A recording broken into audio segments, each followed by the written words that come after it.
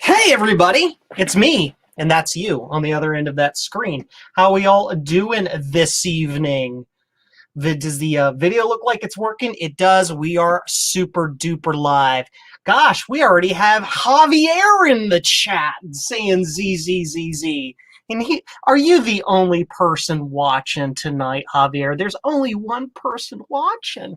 Come on, everybody, hop in. So, tonight is the night that I decided to put together a silly little live stream and talk about my Tandy 1000TX for SEP Tandy, because I haven't had time to actually like sit down and write a script and do a thing for it. So I figured let's just show it off. Before we get into the machine itself, I do have a few little things to chat about, some channel announcements.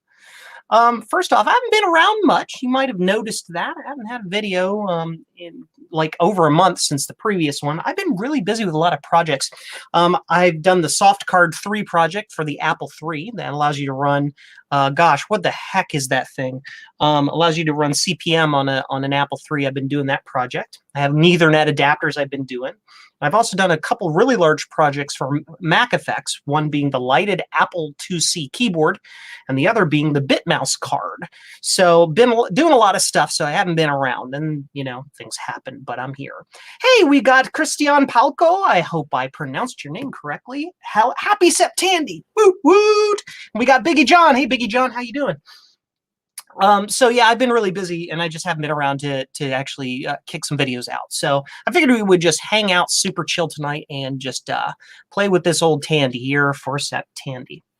Other channel stuff, if you haven't entered the contest to win the free Apple IIc, it's the previous video I just did. That was a contest between that was set up with me, Javier, who's in the chat tonight, and Rudy of Rudy's Retro Intel, where we super duper cleaned up, repaired, and restored an Apple IIc, and then we're giving it away. We are giving that away. You've got less than a week to enter that contest. So if you want one, make sure that you check out Rudy's channel, Javier's channel, and my channel for the 3 videos we did.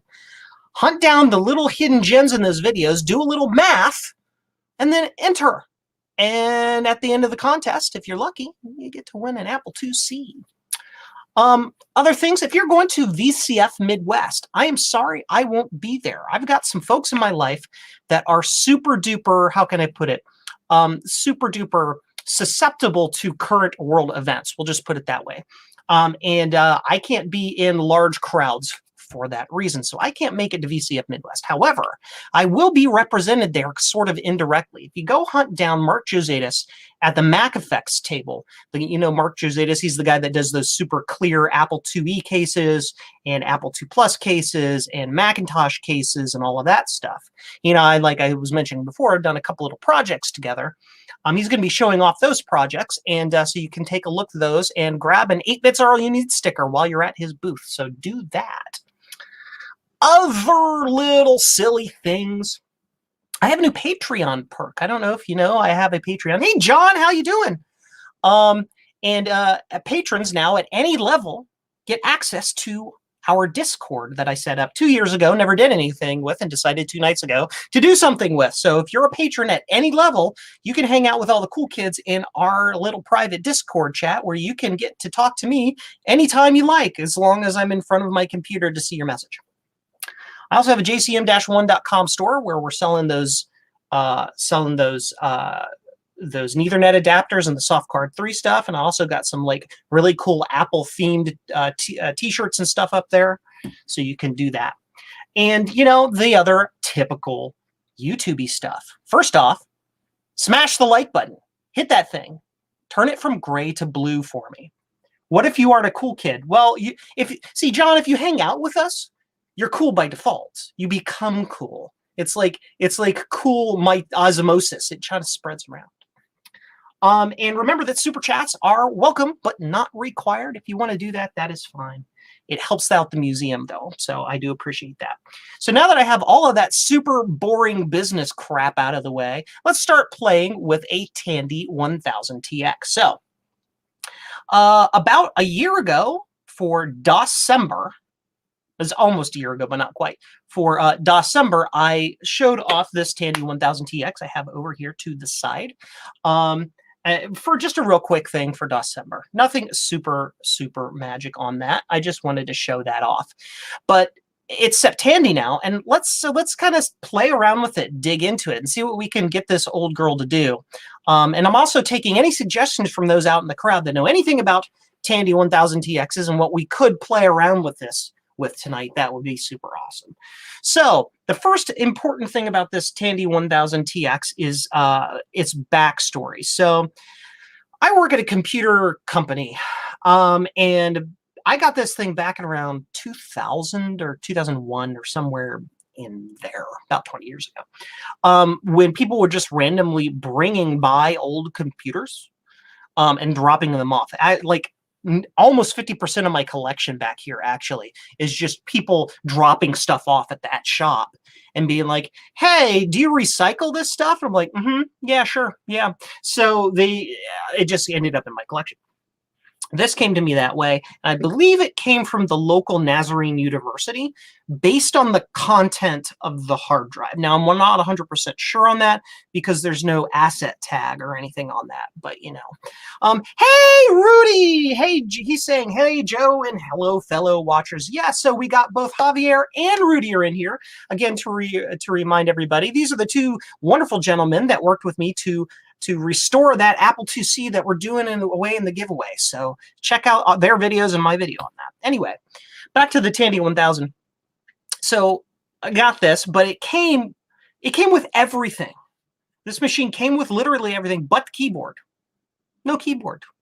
No keyboard in it at all. So I had absolutely no idea what was on it or anything until relatively recently.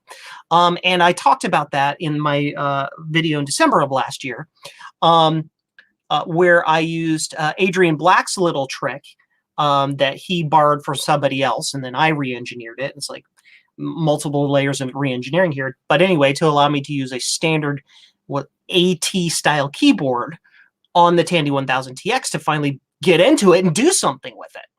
And we dug into that and all that. But something really cool happened a couple months ago. It may have been on a mailbag video, I don't know. But basically, Sean of Geek with Social Skills said, "Hey, Joe, do you want a keyboard for your Tandy 1000? I have spares." And I'm like, "How the heck do you find spares? Are you hoarding them?"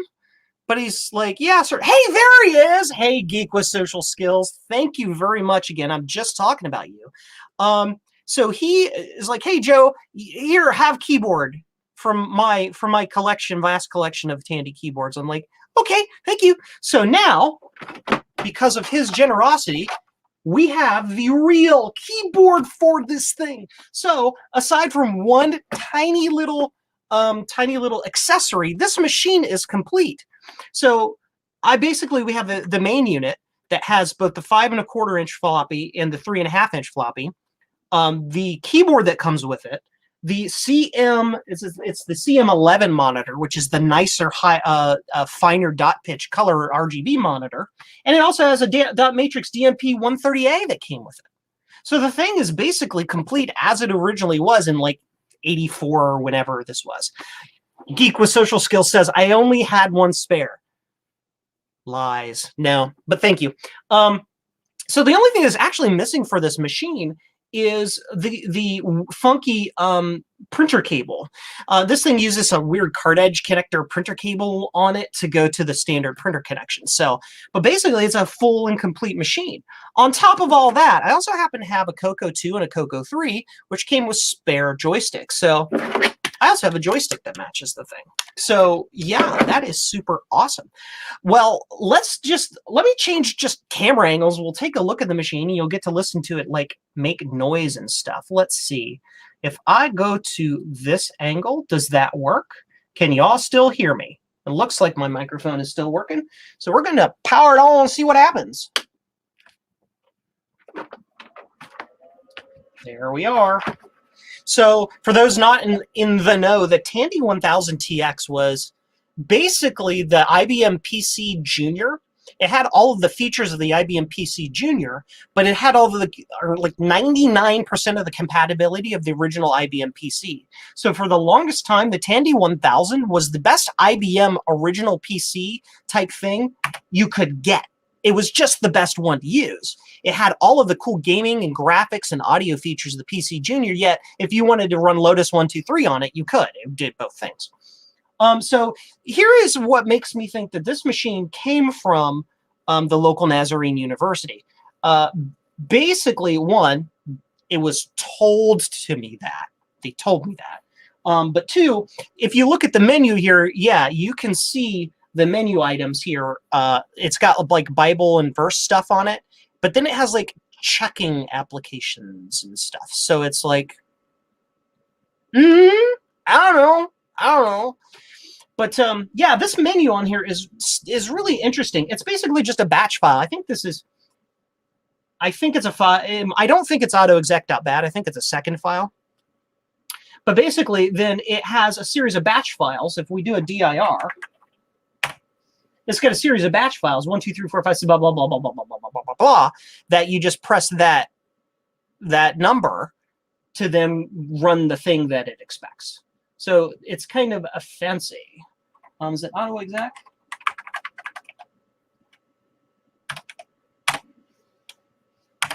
Yeah. So I don't know who made this menu, but it's the thing. I have a spare tire, takers. So yeah. Stand by. I need to check something a little weird on the side that's happening. Okay, never mind. Yes. Click that button. Okay. So yeah, so I don't know who created this menu, but it's a really nifty way to make a menu. But there's lots of stuff on here, and I've gone through a lot of these applications. Like when you go into WordStar, there's a lot of it almost seems like just self-study about Bible verses and stuff like that. It's just there's really nothing on the machine. There are games on it. It's got, as you can see, Bible games, Bible question games, but basically just your standard stuff. So it does have a few games on it that we could play with. I'm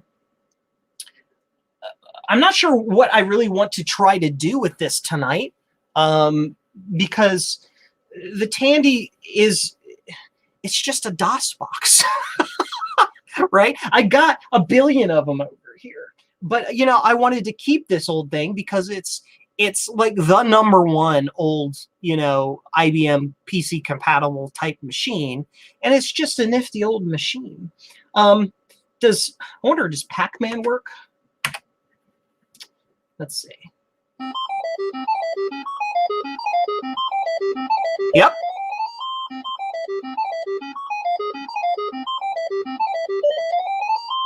Okay, so how does it work? It just uses the keyboard keys. Wow, that's nice and slow.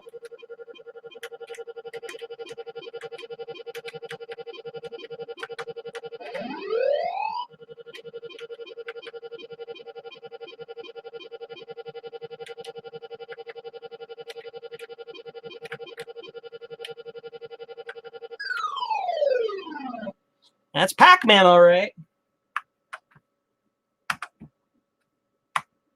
Just gonna restart that to get back to the menu. People are asking, is it an 8088 or 8086? Yeah, this guy's a 286. It's pretty powerful for its capabilities. So yeah. One of the things I wanted to try to do was Geek with Social Skills says you need to add the 128 kilobyte video RAM upgrade. Really? How do we know it doesn't have it? Can we take the machine apart and look? Or can you tell were you being able to tell by the boot screen? It's got the max RAM it can take pretty much.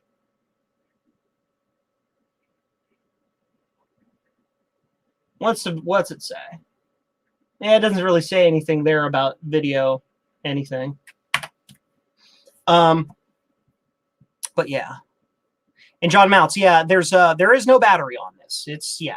when you type in date, it's just asking for the date and time. That's how it works. Processing data. Where was I? But yeah. So how do we know that it does or doesn't have the 128K in there? Do we just take it apart and look at it? I mean, we can do that. We might as well do that. Let's do that. We're going to take it apart because fun. We need to turn that off so I don't cause anybody any sort of seizures. Let's change the camera. Camera angle change.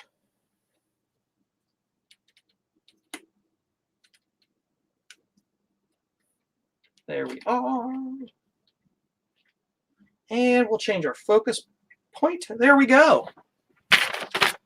By the way, yes, that's Geek with Social Skills page. He's the one who gave me that keyboard. He is in the chat. He's the most biggie guy in the chat. So tell him thank you for giving me the keyboard. So let's see here. If memory serves, I got to take out 2 screws in the front. Okay. Go up here. Hang out up here, please. There we go.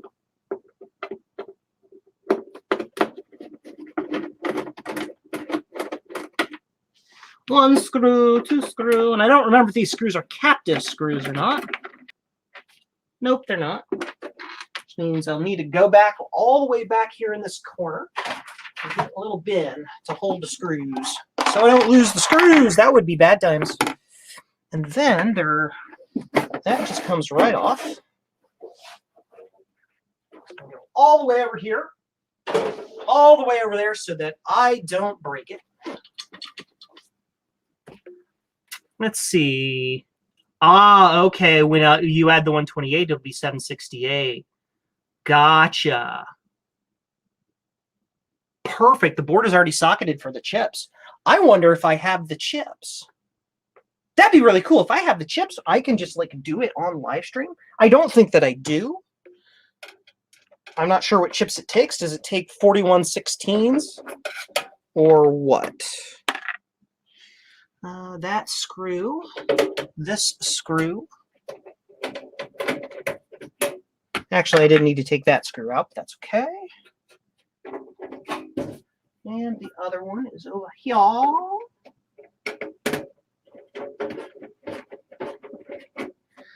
The other one is over here. Did I get them all? I think I did. Can't remember. I've taken this thing apart all of like twice. So, do I have to take this out? It should just hinge up, right? Yeah, it just hinges up. That's what I thought. Yes. And so, again, that goes over there so I don't bust it. And this has got that wonderful hard drive on a card thing. And there are the sockets for the memory. You are right. You are right. So this only has 4 sockets open, and it takes 41,256. I think I have those chips. I think I have those chips. Ironically, if you lose screws, you can be screwed. Yes. Was it cheaper than an IBM? I believe it was. I believe it was. And John is like, needs a longer screwdriver. So yeah, so this screwdriver, there's actually a very interesting history about this screwdriver. So one of my first electronic projects that I ever did as a teenager is I took my little boom box and I wanted to take it apart and put little side speaker jacks on it so I could add speakers around my room. You know, because that's what every guy in the Midwest does, is apparently we all we like to do audio projects or something. I don't know. But they were very, very super recessed and very small columns to get in there. So I had to go to my local Napa store and get that screwdriver in order to have a screwdriver long enough to get down into there to get that screw out. Coffee from my wonderful drinking mug that is styled as the Paint Shop or the Print Shop Pro printing notification on the Apple II, which you can get one at jcm-1.com, one of these stylish mugs. There's a heated competition in the computers, mid-90s, MSX, NEC, Japan, Apple, IBM compatibles. Yeah, it was huge. It was huge. So I am going to, now I apologize that the camera here goes all over the place because I need to get behind it to dig into my bins to see if I've got any 41 256s. And if I do, we might be able to upgrade this while we're at it. Yeah, Jeremy Reckles. Yeah, that's exactly what I just said. So we're going to see if we can do that. If I have the chips, we can do it. I think I do. Stand by. I have to dig way back in here behind the monitor and everything to get my RAM box, which is just like way buried back here. Apologies for the shaky cam. Okay, so what do I have in here? I've got 64s. I got lots of 64s.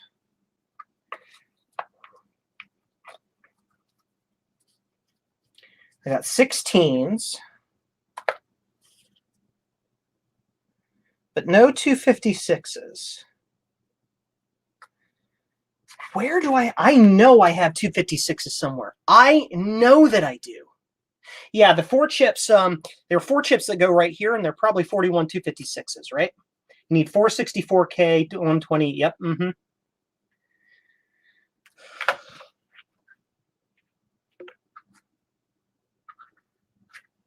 Stand by. Where do I have chips like that I can steal? I know I do. I know I'm wandering way off camera. Just bear with me. In here? In this guy? So, not that one. Not that one. The other one. That's already open. That's even better. I am hunting for a machine in the background to find these RAM chips. Just bear with me.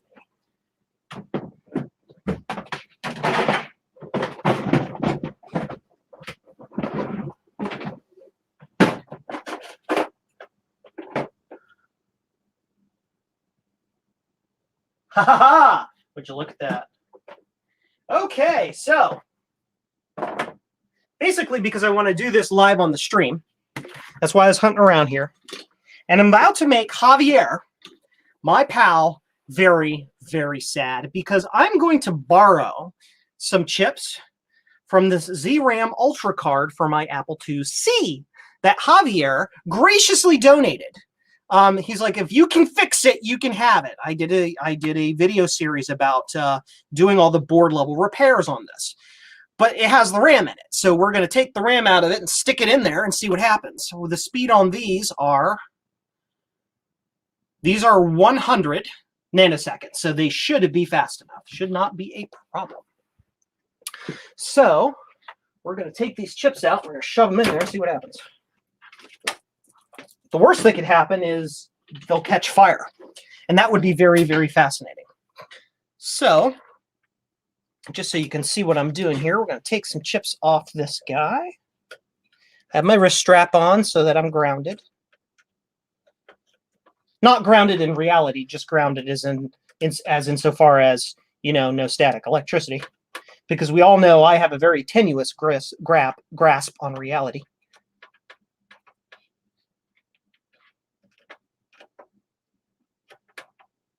Alrighty. Hobbs says, no more retro bright for you. Yeah.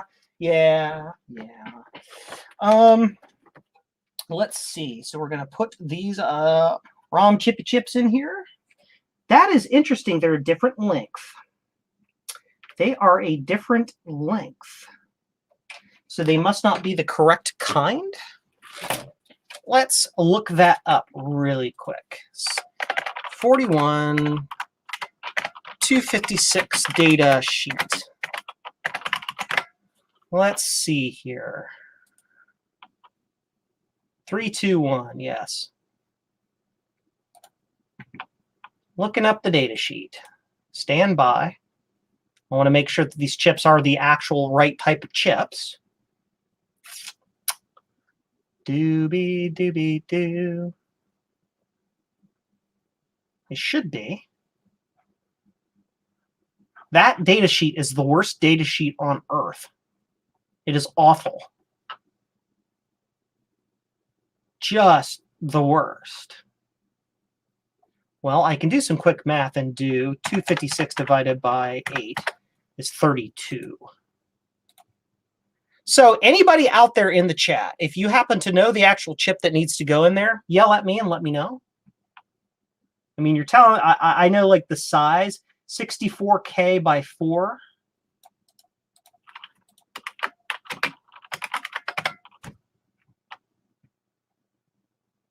$41 464s, is that what it is?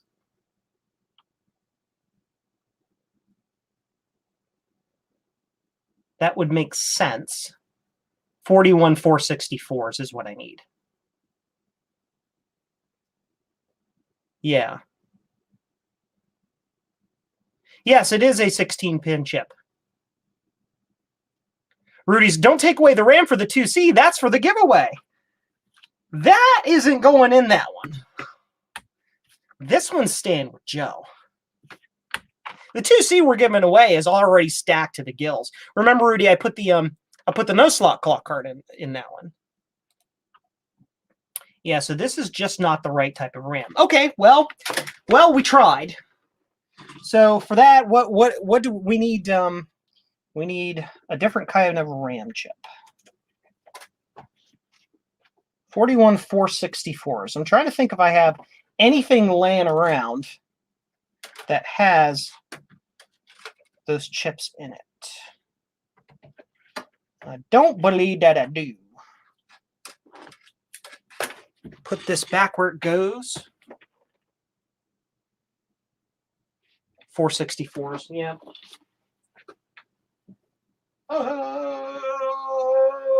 Where is the bin it went in? It goes right there. There the bin.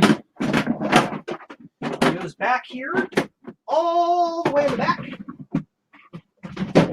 where my Apple IIc stuff goes.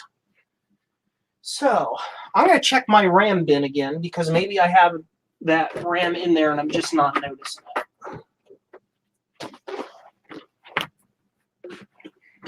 Okay.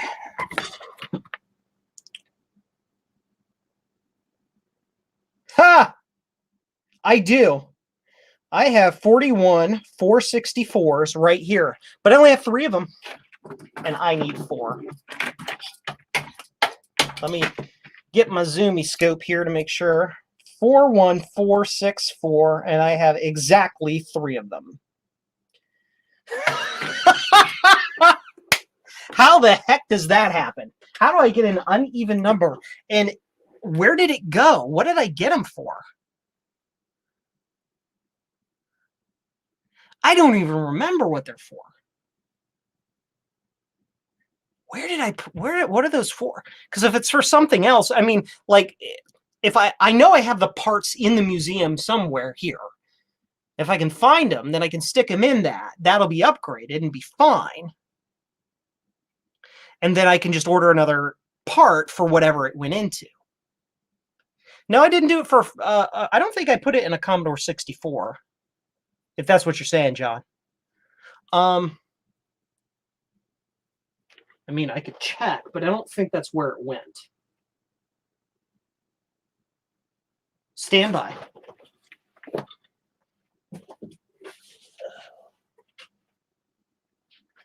It might have gone in this Apple IIc here, but I don't think the 2C takes that RAM.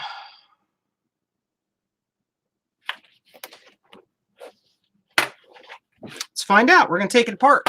You can't see what I'm doing.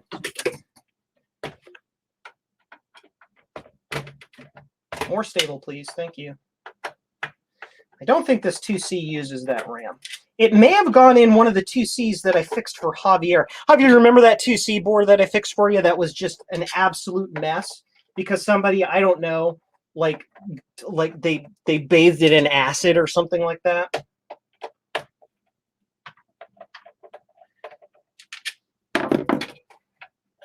I think I put one of those RAM chips in one of those boards. I could be wrong.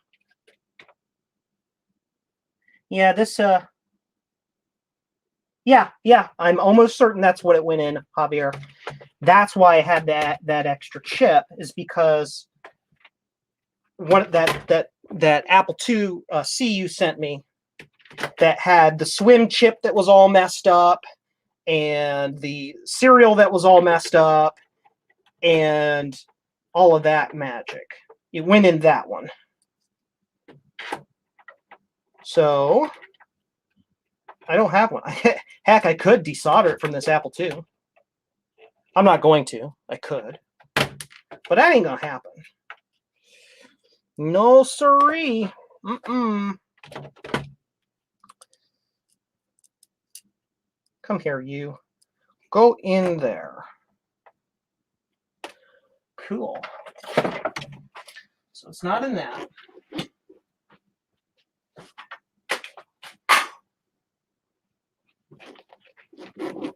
Where else could it be?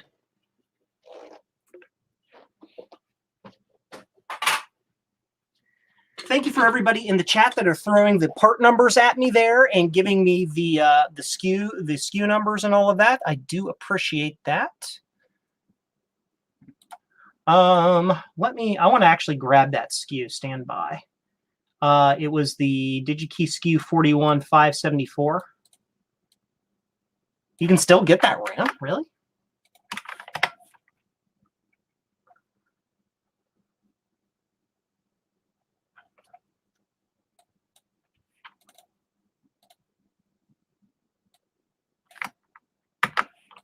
The Apple IIc that I have, there are actually two different variants of that Apple IIc. The original Apple IIc, there were two different boards. One of them used multiple of the smaller 4116s, and then there was a revision prior to the Apple IIc Plus that used 41464s, which is what this one has in it.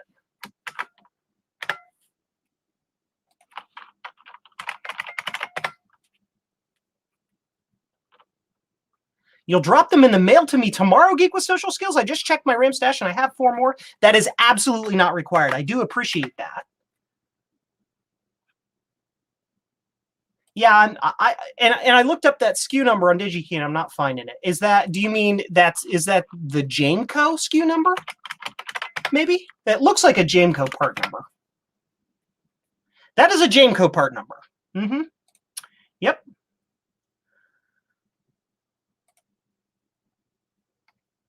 Yep. It is definitely a Jameco part number. I wonder, do I have the ability to put comments in my own chats? Yep, that's the part number right there. So I can definitely get those inbound. I was just really hoping, the moment you mentioned that, I was just hoping I had them in stock and could do it, but I only got 3. Apparently what I did is I bought 4 in case I would need 4, and I only ended up needing 1. I'm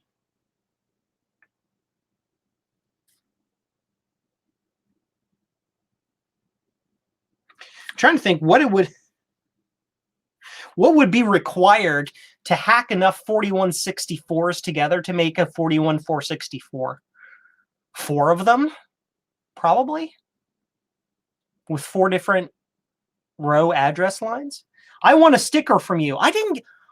Oh, you don't have a sticker? I could have swore I sent you one. Did I not send you one? I'll send you one. Remind me after the stream.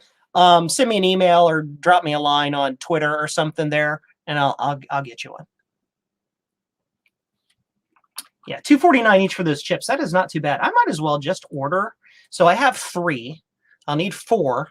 So I need 4 plus 1. I might as well just go ahead and order 5 while I'm sitting here and get those inbound.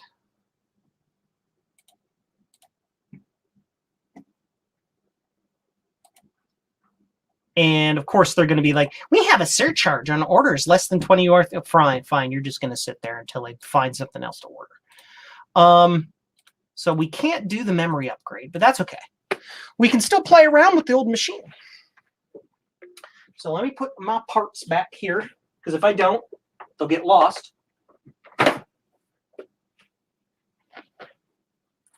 So what else cool, fun stuff can we do with this wonderful old machine? Adjust the camera there. So, you know, it's pretty much wide open inside. It's got, the processor is basically it's a 286. I don't know if there are any processor upgrades for it. I haven't done a lot of research on it. I was doing some basic research last night, so. I failed to send you one, then said I would and didn't. Really? Okay, hold on.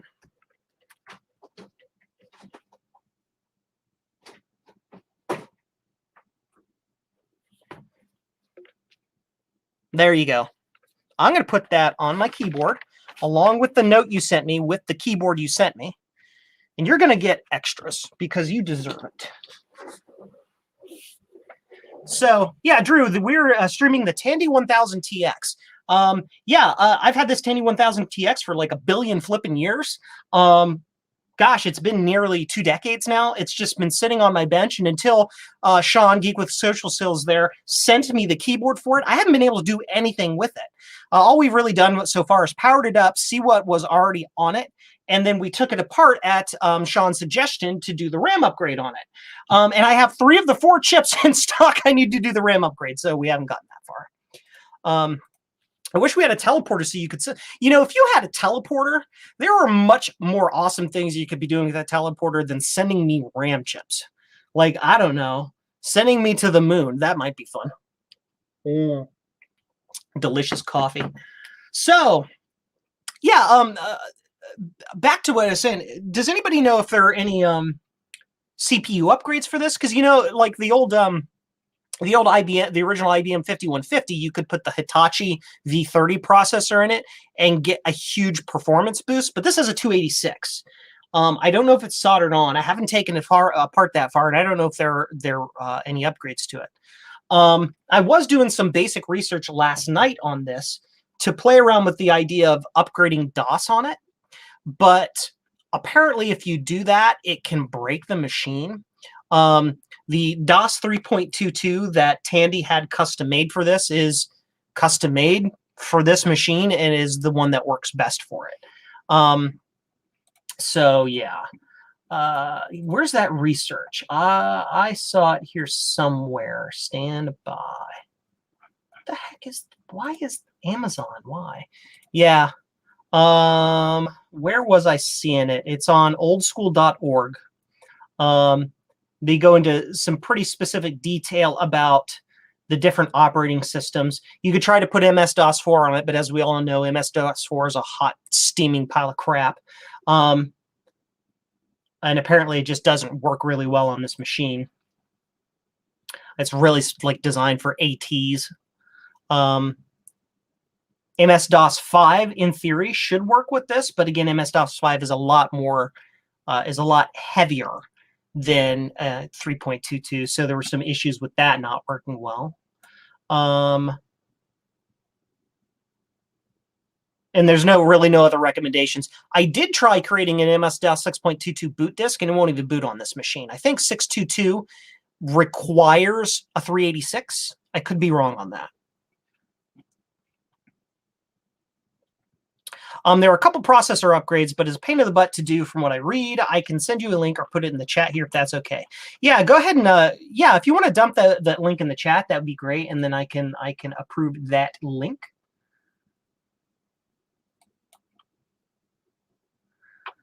And there, I just approve a comment you dropped there about checking your channel. Yes, I've said this on live streams before. I'm really, really bad at watching other fellow tech YouTubers' channels. There are a couple that I sometimes watch, but I don't watch a lot of them because then I get jealous about how awesome their work is, and it just makes me not want to do my thing. So yeah, I went with 622 on your TX. Okay, so it works. I tried it last night just for poopies and giggles, and it wouldn't boot. It just hung at the boot, hung at after loading the bootloader and just sat there. So I'm not sure what the deal is with that. Adam McGee, how you doing, buddy? Is there an Apple emulator for the Tandy? I don't know. Is there? If there would, it would be really slow. There is, I was reading, there is an Apple II card for the Tandy 1000TX that basically emulates an Apple II Plus base effectively. So yeah. Hard drive card. Is it possible to replace an old hard drive micro SD card with some sort of adapter? That is also another good question. I don't know. I think you can probably put the XT IDE card in there. I don't know. Let's try a couple different DOSes. I mean, why not? Why not? Let's just do the thing. Let me do some camera magic here so we can see the whole thing, and you can see my messy floor with all my shipping stuff that I have for sending out products for people from jcm-1.com, Ethernet adapters and cool things like this, like that card there, the soft card 3. Let's get things hooked back up here. Let's just try some different DOSes on it. I think I've tried MS-DOS 622 on this twice, and it didn't work either time. And I don't know why. I just didn't want to do it. It didn't like me. Turn that on. And turn that on. I do have a couple boot disks already set up here. I cheatsy doodled.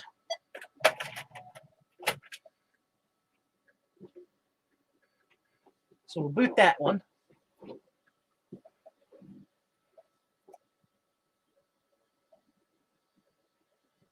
Yes, DOS 6 is way more memory heavy than 3.3. It uses like another 100K or so of memory. So that's loading.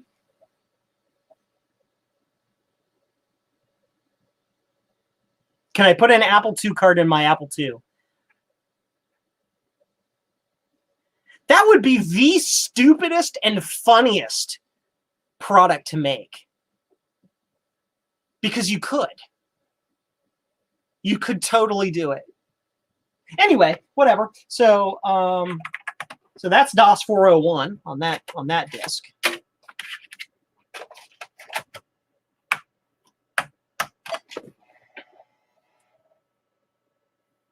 Looks like the 286 is in a socket.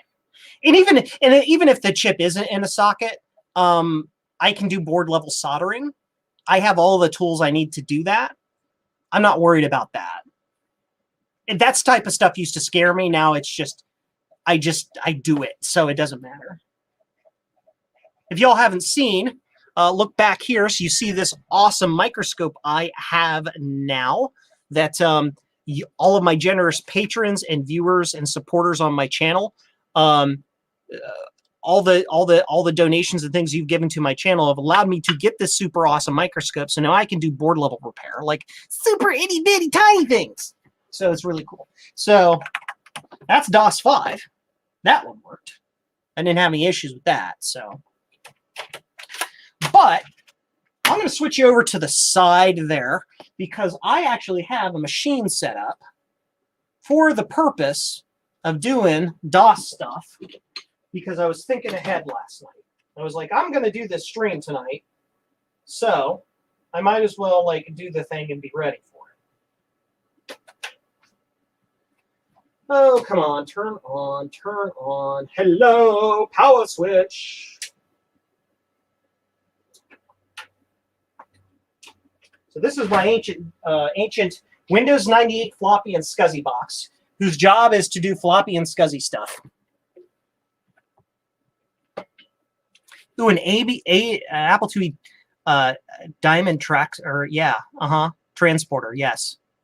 Yeah, the Diamond Trackstar 128. Yeah, that's what we were talking about. That's the Apple II emulator. John Mounts, is that an M-scope? Yes, it is. That was an M-scope specifically suggested to me by Mac84, Steve of Mac84 TV on the YubTubs and the other locations where you can find your famous Mac84s all over the world. Which his, of course, was a suggestion from Bruce of Brankus Creations, two of my my Macintosh board level repair extravaganza smarty dudes that I hang out with a lot. I wanted to get a scope that did a really good job, and instead of having to do the research. I just asked them, and they're like, well, we have it, and this is what we use, and it works. So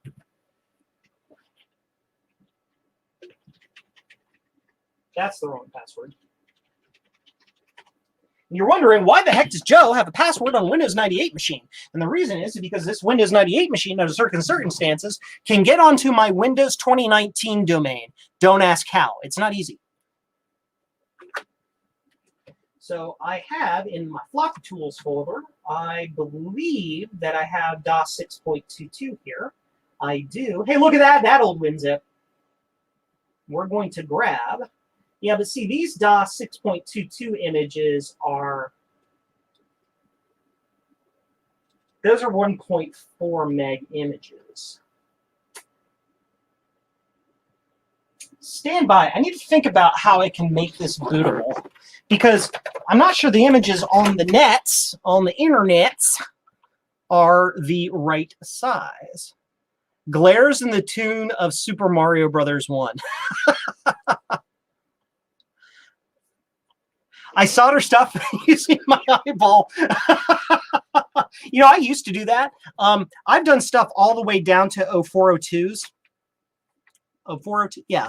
Super, super, super tiny stuff. DOS 6.22 download. Yeah, WinWorld PC, where you get all those kinds of things. Do they have images for the right disk size? That's the trick. I have to have, because this is a 720K disk drive, so I have to have 720Ks. If I don't have 720Ks, I've got to do like weird wacky running around knees bent advancing behaviors in order to make a bootable floppy. But that might be fun for you guys to watch me do. So yeah, the images are all 1.44s. That's the problem.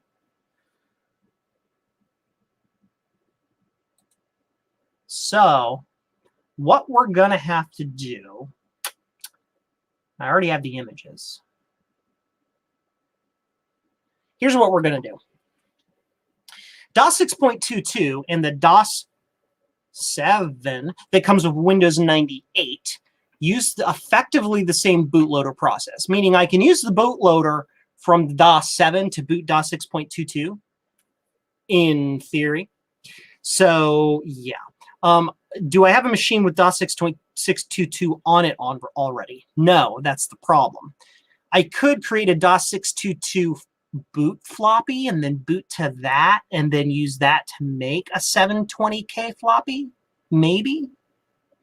Does the Tandy support 144 megabyte drives? It might, but I don't know how to make it do it. And the Tandy is also weird. The Tandy's floppy cable supplies power on the floppy as well. So in order to make a regular floppy drive work, you have to have a special little breakouty cable, so you're not throwing voltages at the floppy drive that it's not expecting to get, because it just doesn't use just the standard thingamabobber. But let's try something. Let's do a thing. So I've got a floppy disk here. Not good. Command prompt, please. Thank you. How big can I make this so you guys can see what I'm doing? Is that big enough? That works. Format /Q/S.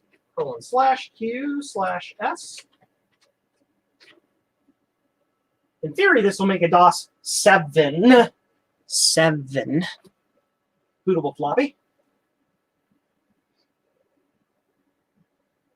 I don't know if it'll take /Q. Yes, apparently that disk is blank. That's fine. I don't care. Disk unusable. That's right. This machine is weird, and it's in 720 mode. I'm going to have to reboot it into... You can control delete one more time. Okay, fine. Reset button. I have to change the floppy drive type. When this machine is in 1.44 mode, it can't write 720K floppies for some reason. It has the chipset on it. It's really weird. So I have to go here and I have to put that into 144 mode. Reboot. You didn't reboot correctly. Run scan disk now.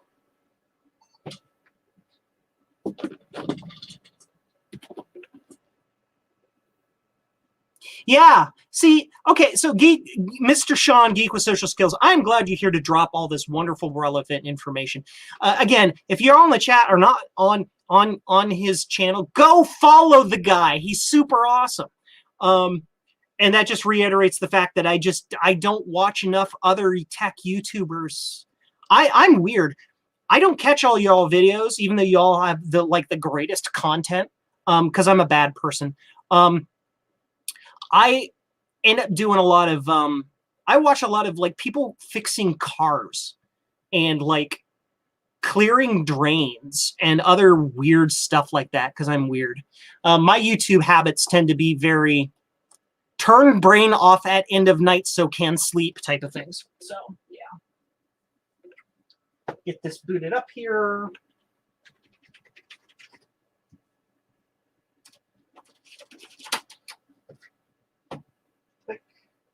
You can do it. You can do it. Command format :/Q/S. Heck, it might boot DOS 7. We'll see. I don't think it will, but it might. Fixing cars, loving world. You have a 71 CUDA? Oh, that is super awesome. That is just the bomb. My family has always been, cannot be quick formatted. Yes, just do the thing.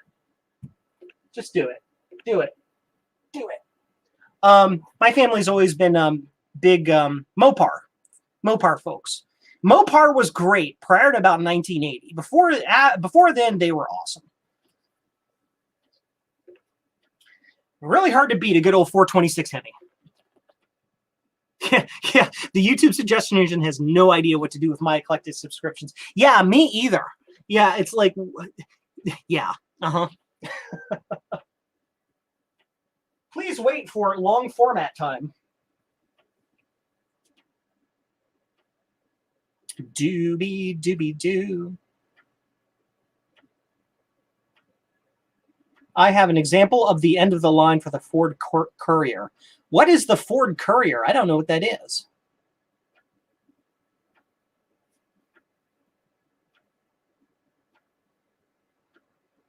'57, '58. It's like watching paint dry. Ooh, yeah, the 727. Oh, okay. Yeah. Cool.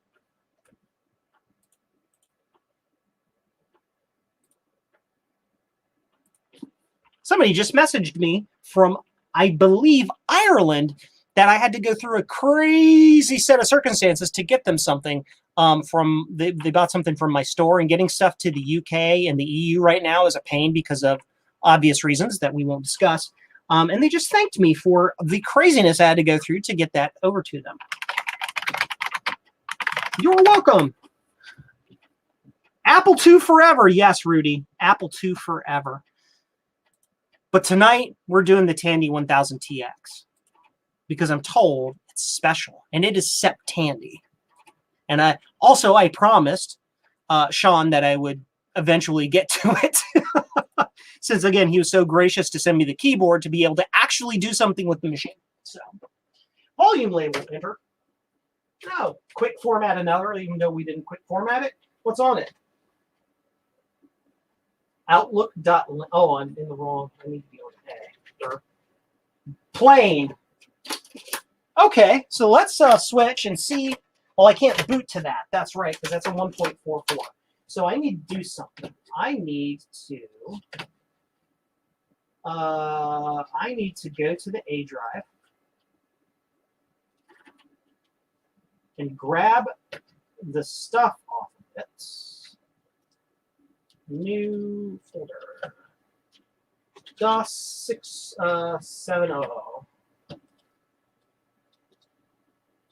Copy. Paste. And that'll be the DOS 7 stuff. Which Tandy had the DOS and ROM? The 1000SX, I believe, did. Zoom in a little bit better so you guys can see a little better. Sorry for the shaky cam. I'm just trying to make the experience better for you guys. There you go. I'm just getting the files off of this so that I have basically a backup of that DOS. Control A, Shift Delete. Yes. Yes to all. Yes to all. Cool. So that's DOS 7. So what am I trying to do?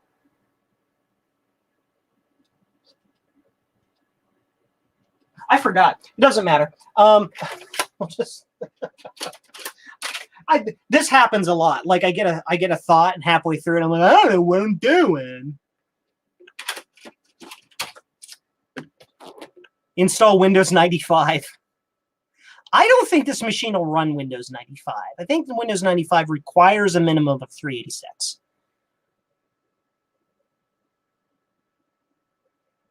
A Windows 104 disk set if I still need it. If I want to install Windows 1, I'll just download it from WinWorld PC and do that. This will run that. This will run when, and from what I can tell, this will run up to Windows 3.0 actually.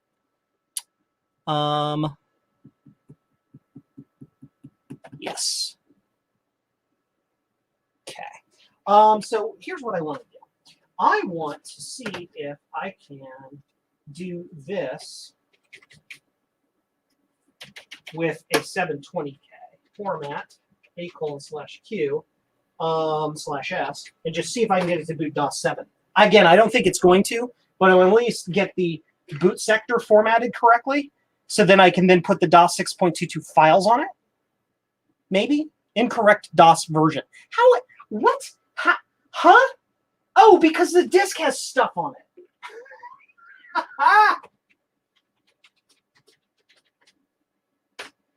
That's funny.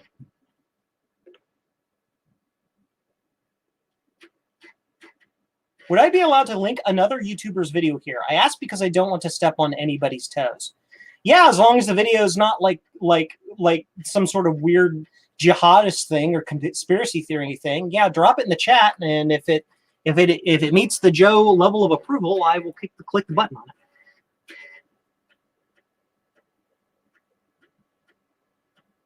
PC98. Yeah, that was I know just enough about the PC98 to be dangerous. It was more popular in Japan, was it not? It's a description of the Tandy lineup. Yeah, go ahead and drop the link in there. Yep, it's got it on that. So let's see if this thing, we're going to shaky cam.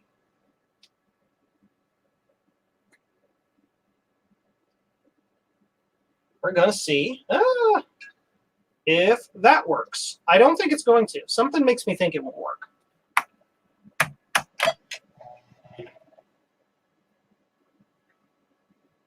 Doobie doobie doo. Be doobie doobie. Yep, that didn't work. It accessed the drive, sat there, and didn't do anything. So I think that there's an actual bootloader problem there. So I am going to have to boot to DOS 6 and format the computer from DOS 6. So it means I do need to make this DOS disk like I did here, but it's got to be a DOS 6 disk. Okay. So we're moving back this way. We're going to actually do a DOS 6 disk. So to do that, I need this image. I need to, there's disk 1. And it's just the stuff from disk 1. I need actual disk 1. Great. Does disk 1 have format on it? Looking for, it does. That's all I need. So we do this, and I need to dump that image to that, which, if memory serves, where are you? I have disk copy from FreeDOS because it works correctly. So I need to go to C drive, CD floppy. Oops. Third. CD. CD MS DOS squiggle 122.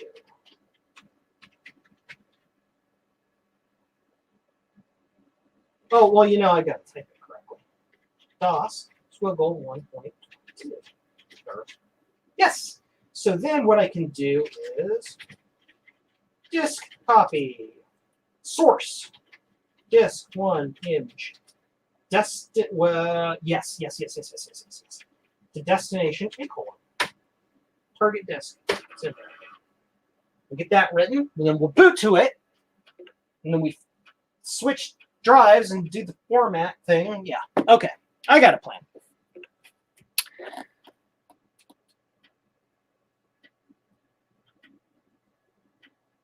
As a result of a lot of The last Tandy I bought was a Model 1 in 1978. Yeah! The Model 1, the TRS-80, it was my first computer ever. I have it, lovingly preserved. Can you see it? Yes. My TRS-80 Model 1 is right there in that box. Right here. Did a video on that about 3 years ago. I bought it. It was totally destroyed and broken. And I fixed it, doodled it. Strangers in the Night, yes. So, if any of you out there are children of the 1990s or 80s, you may have remembered a thingy-madoodle, with a commercial, like a Bud Light commercial with a penguin who was humming Strangers in the Night, and he's being creepy and following people around. That's where I got it from. And he went, doobie, doobie, doo. So whenever I'm just twiddling my thumbs and like waiting for something to happen, I tend to hum that. If we don't get very far with the 1000TX tonight, we can even see if we can pull out the TRS-80 Model 1 and play with it for Septandy, because it's Tandy September. Hi, Joe. Hi, everyone. Hey, Garth. How you doing? Waiting. Meanwhile, things are piling up in the outhouse. Yes. Another copy of this image file. No. So now we need to boot to this. Boot to this floppy. How do I do that?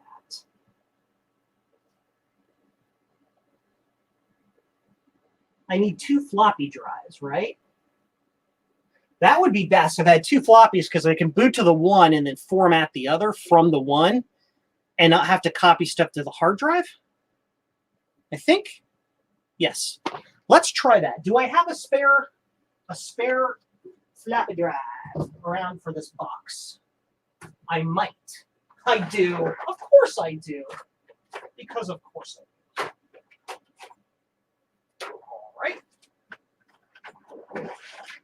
So, spare floppy drive. We're going to stick that in DOS machine here. And then I can boot from one floppy and format the other one. Start. Shut down. Shut down. Switch over here so you can watch me scrunch around in the inside guts of this machine. It is now safe to turn off your computer. Okay. Which I have to do by the switch because this machine is weird. It's a very, very funky machine. Okay, so that's that. And then this go here, like so. You can do it. You can do it. You can do the thing. Plug the thing. There, the thing is plugged. Now I need a pluggy adapter, because this thing has a modern power supply in it, so it doesn't have any floppy. It doesn't have any floppy modules on it. I gotta hunt one down. Stand by. In this magic box here somewhere, I might have one. So those two, I cut the ends off of them for a project or something. If I have a coupler or an extender, I should be able to use that. Floppy doodle. Floppy doodle. Hello, floppy doodle. If that doesn't work, which it's not going to, because I don't even have the extended doodle, I don't have a coupler that I can use. Okay, I have backup.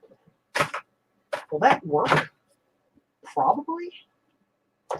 Won't hurt to try. You get to watch my really cool backup plan. Watch this. This is going to be neat. I have an old school AT power supply with a clicky switch that I can use as an external power supply for this floppy drive. We are getting into some crazy territory tonight. I tell you what. Come here, you. Come here, you. I need a power cord. Power cord. I need a power cord. It's already on. I don't need you to be on. So hopefully, if I set this on here, those will be ground bonded and it'll be okay. I don't know. This is either going to work or it's going to break something. I have no idea. Worst that can happen. Catch something on fire. Okay.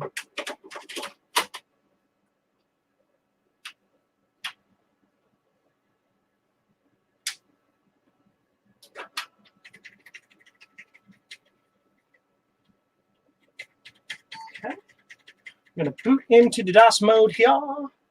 Mental note, also send Joe 622 on floppy for his Tandy 1000TX with the RAM. Thank you. So we want to put these both in 144 mode. Now I'm going to turn this on, and if we're lucky, this will work. If we're not, it's going to blow a circuit. Huh! Scared the crap out of me, but it turned that on. Okay. So in theory, this other drive has power from this other power supply. The jank level is real here, guys. We are at maximum jank, but that's okay.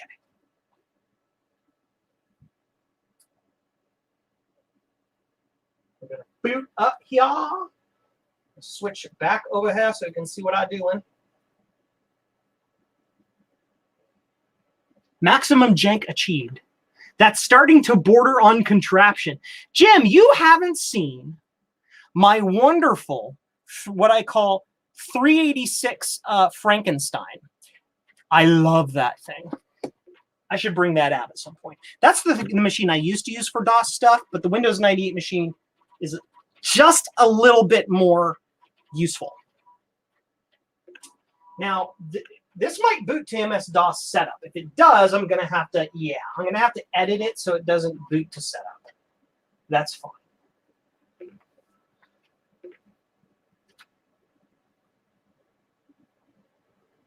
Yeah.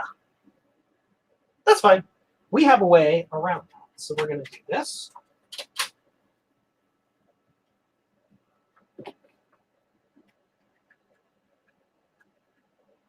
Yes, smash that like button.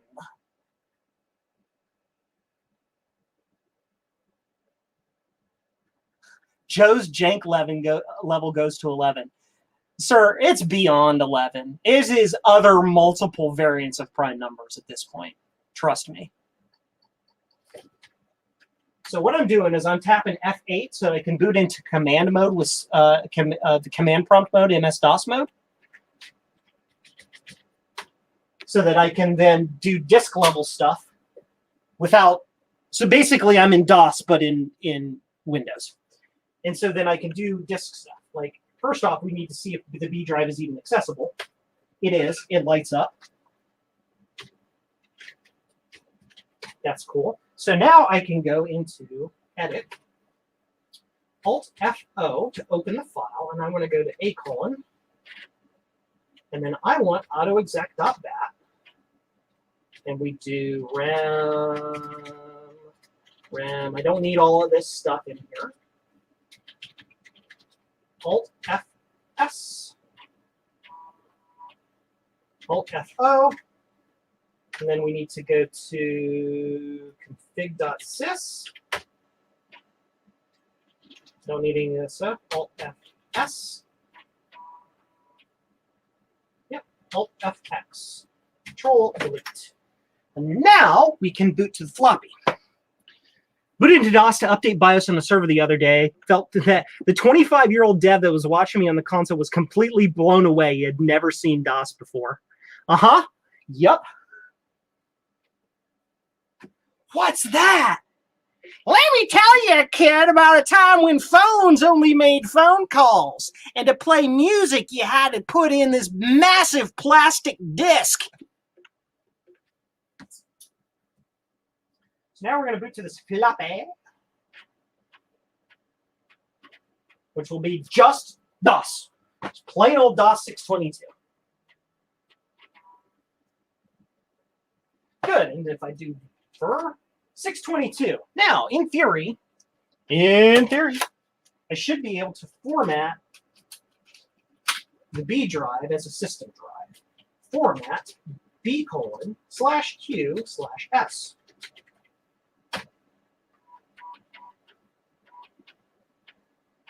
Y'all see that?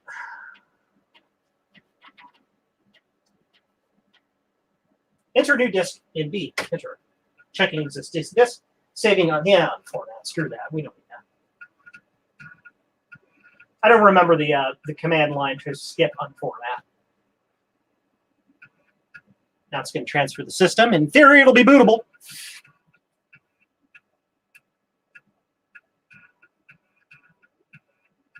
The 25-year-old dev. Just tell him it's Linux before Linux. He might get it then.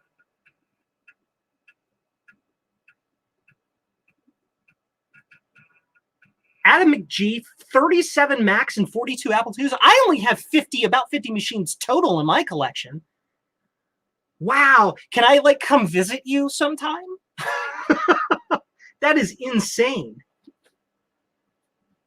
So now, quick format another. No. So if we go to the B drive, hopefully when I have my back turned away, if you can't hear me, yell at me and I'll yell louder. Just that. Sweet. In theory now, this will boot DOS 622.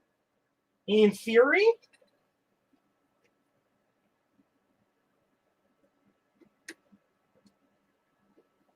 lower this so you can see it. We're going to put that in there. Here we go.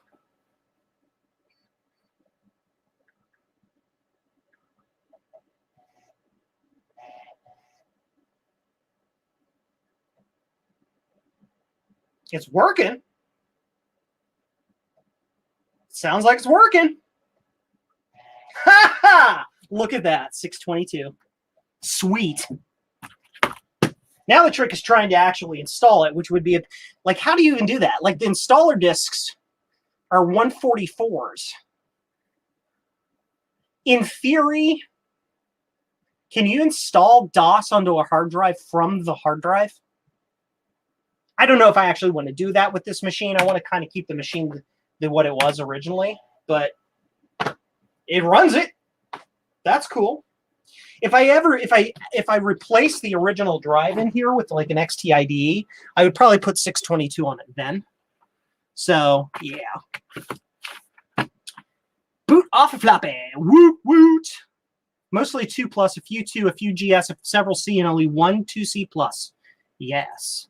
Image them onto a computer and split the images to 720. Yeah, see, the thing is that the MS-DOS installer is expecting specific disks at specific times.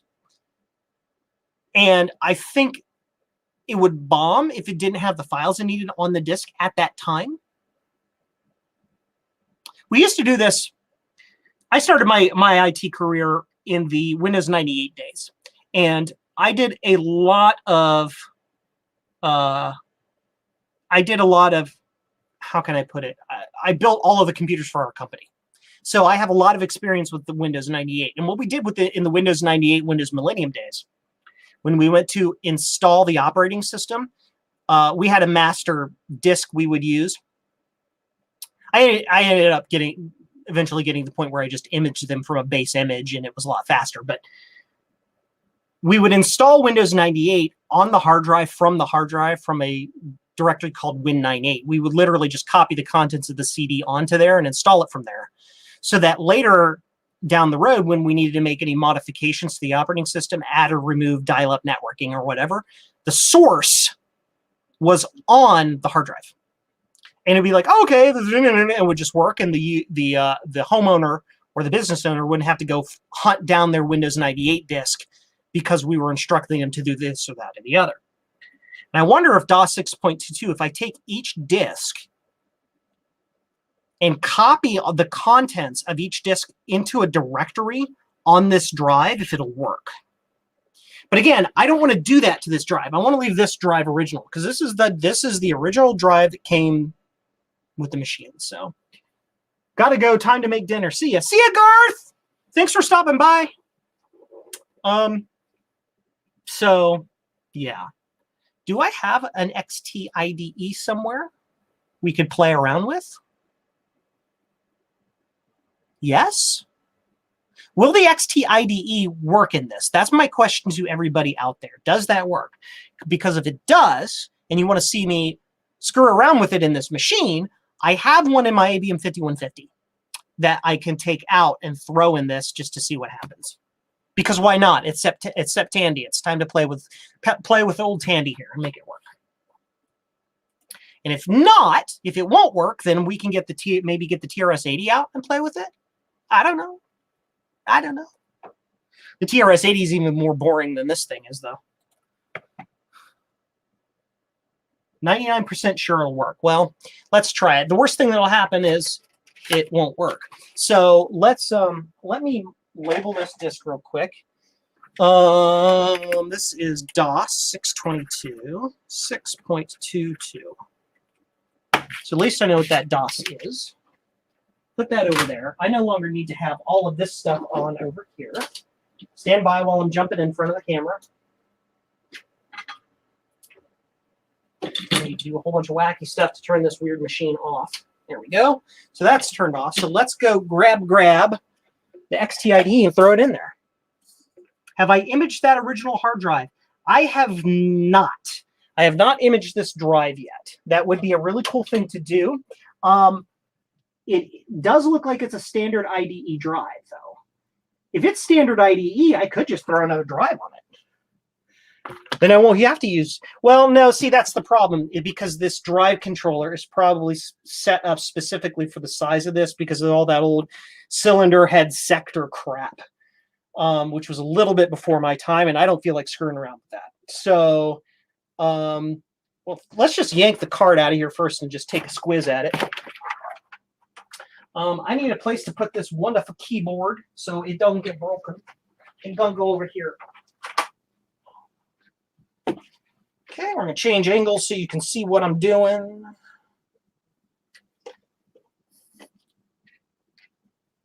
Okay. Move this over to the side. Okay, this comes apart there. Any other extra screws? Nope, doesn't look like it. This comes out here. Very careful like.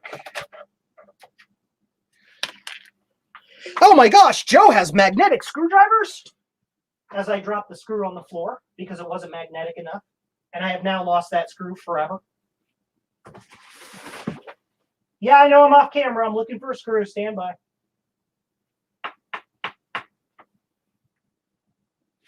Way all the way back there. Nope, that's not it. Huh. Well, I don't know where that screw went, so it's going to end up getting replaced with something else. It's not like the screws are crazy original or anything. So this comes out of here. Very careful like. Yep, it's just a It's a drive on a card. That card will probably take anything I throw at it. Yeah, it's just it's a WDC 189 chip on it. You can see that on there. Can you see it? Will it focus?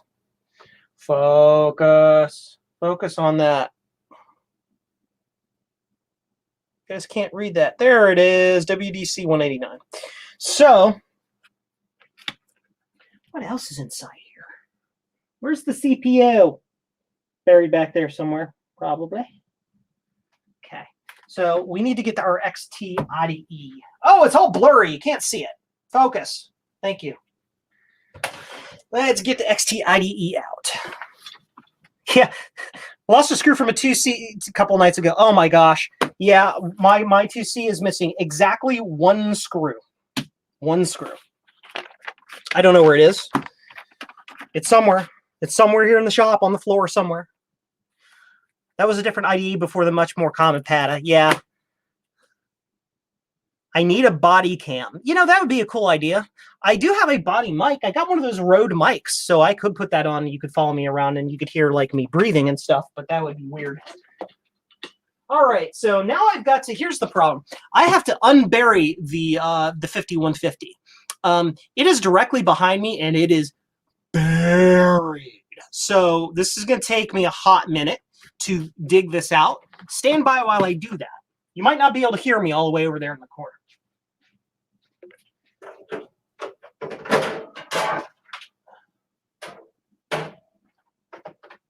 Okay, so this has got to move over here. I've got some fragile stuff hanging out back here in the back, like that I want to keep very, very protected. I just have to get it out of the way.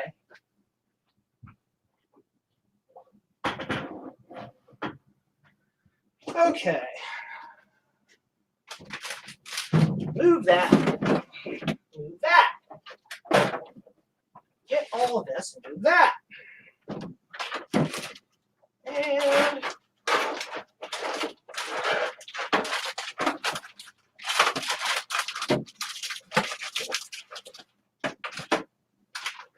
I just found a video card that might have one of the RAM chips on it I need. Stand by.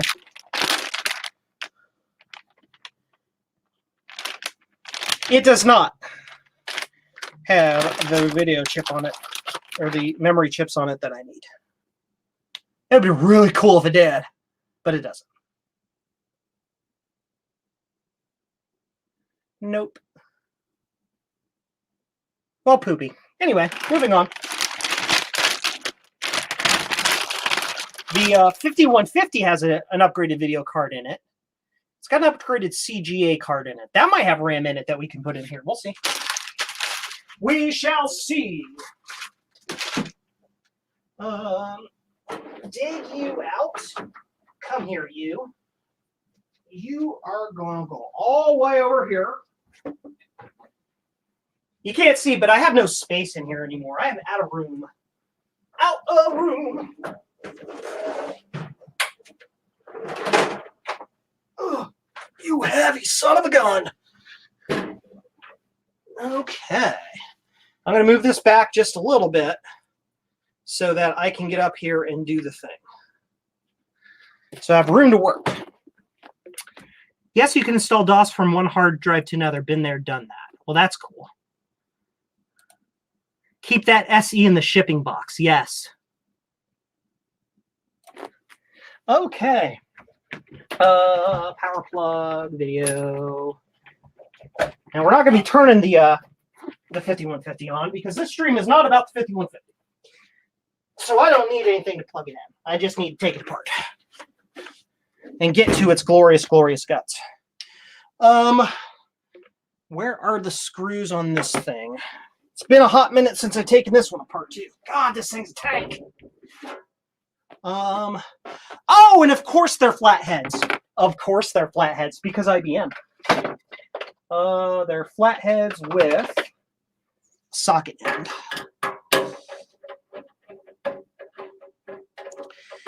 that one out of there. They're flatheads and they're 20 miles long because IBM.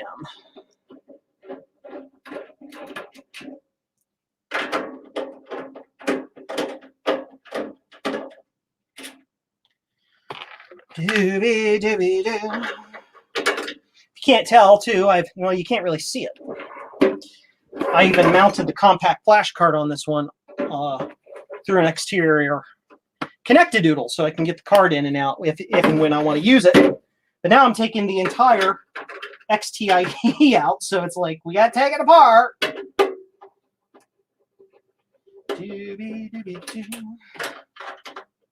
This is an original IBM 5150 with absolutely nothing installed on it except a memory card, I believe, that it came to me, and then I added other things to it.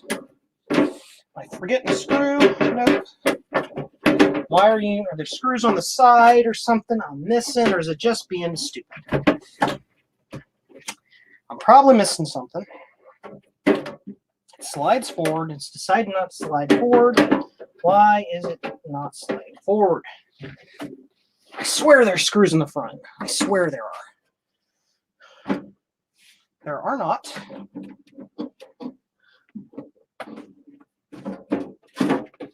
Come on, buddy.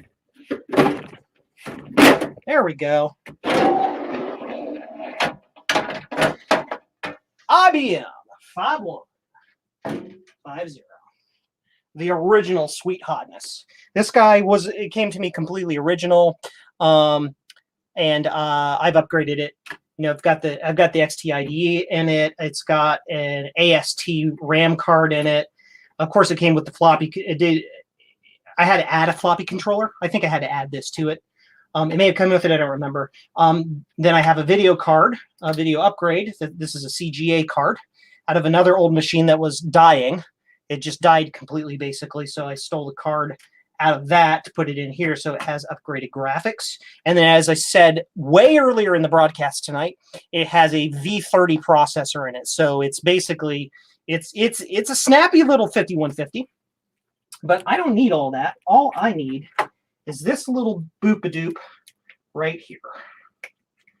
This little boop-a-doop. So we can do the XTIDE magic to see if it'll boot it.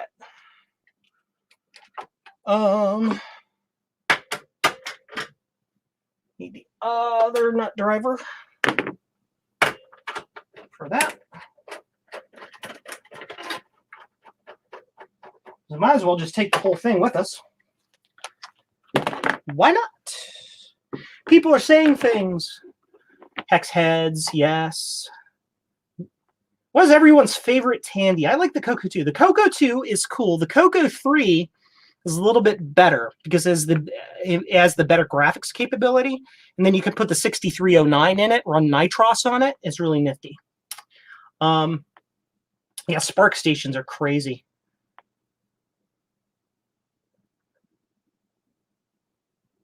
Yes. Oh my gosh, we have trades going on in the chat. I have a cable. Do you want my cable? That's cool.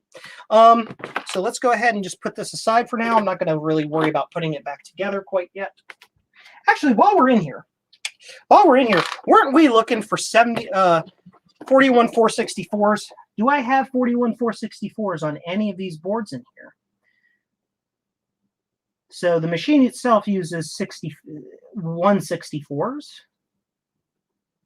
This also uses 164s. That's the memory upgrade card. This guy has no memory on it because, again, the memory comes for the graphics comes from the board.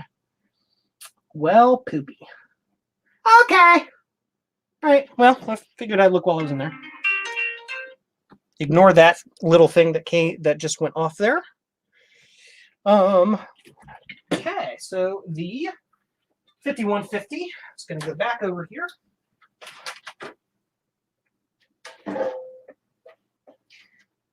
Speaking of 5150, anybody want to comment in the chat what the common what do you want to call it? Popular understanding of what 5150 is? the number specifically. Okay.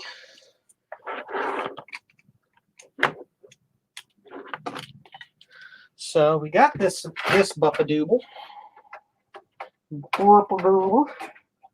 Go in there. And this has already got an OS on it. I think it's got DOS 6. Yeah, I'm pretty sure it's got DOS 6 on it. It is upgraded doodled. So power. We want that not that way, so it doesn't short. Can we just hang out over there so you don't short? Just like go over there. Okay, that's cool. We got that. We got that. I got I need the VGA cable. VGA cable. Which goes back and how? Yep. Then we need our awesome keyboard from Sean, Geek with Social Skills again. Thank you.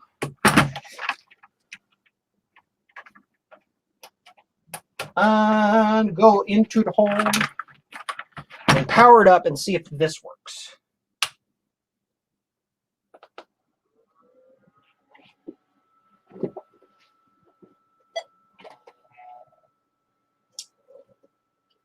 Yeah, sees it. Yep, booted right off of it. Invalid date. 6/22. There you go. You guys can't quite see that very well. But yeah, the XTID worked perfectly fine right out of the gate with absolutely no changes. So that means that we can make this thing into like a super kick butt little game machine or something. What is on this? Nothing. Ooh, I do have a games directory.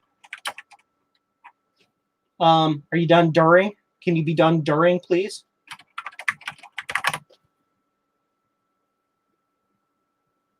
Prince of Persia, really?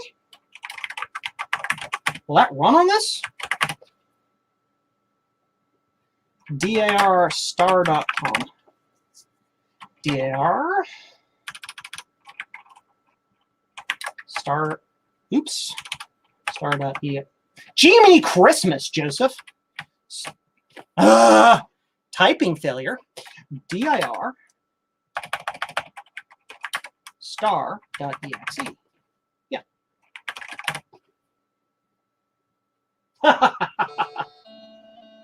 Look at that.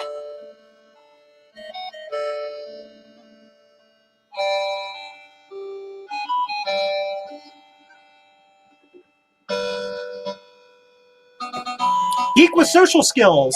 Adam McGee. The 5150 references. Yes, Adam McGee has the original correct reference. The oh, be quiet.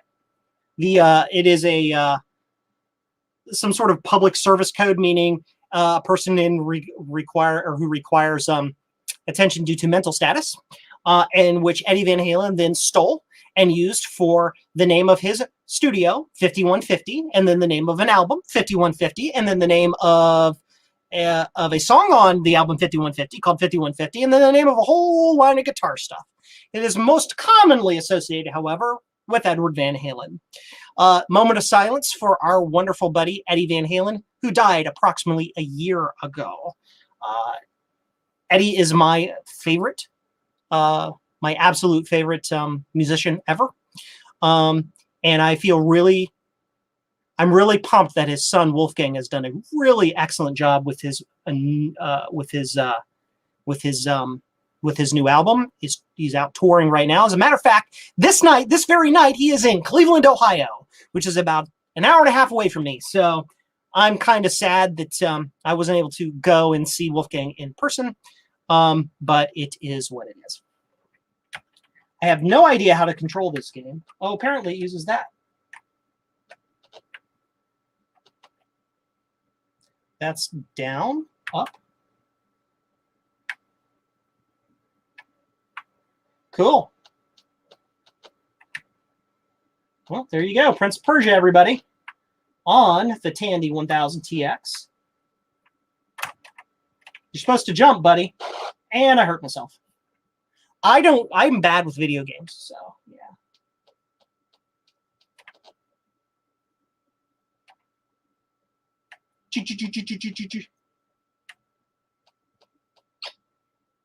I don't know how to jump, so.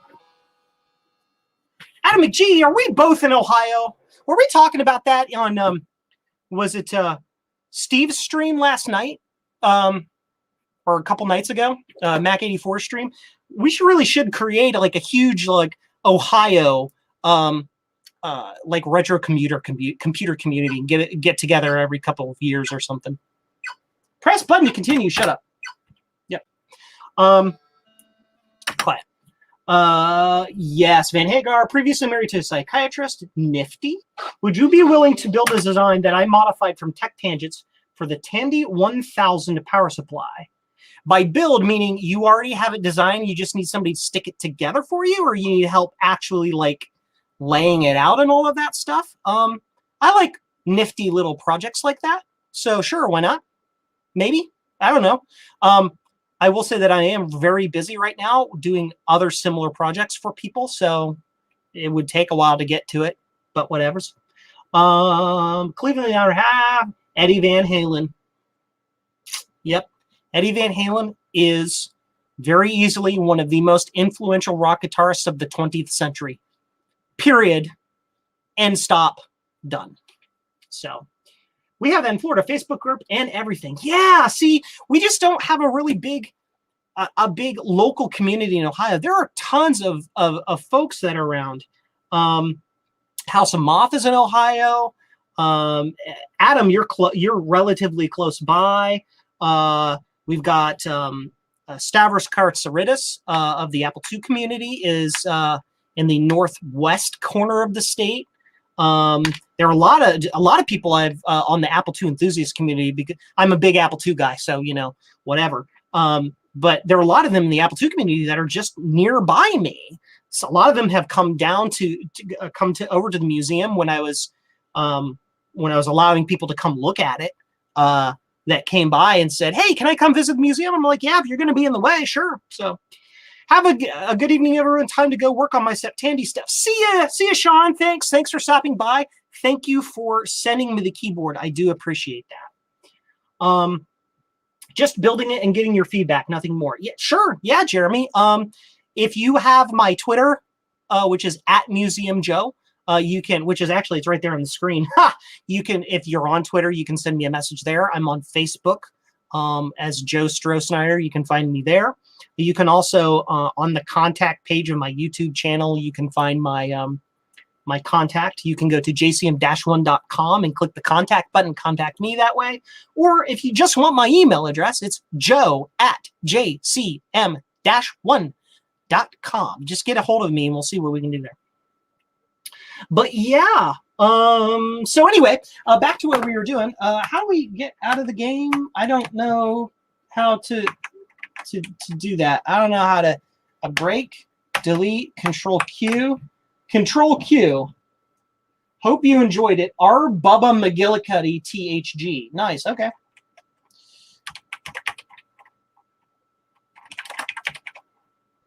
Stop it.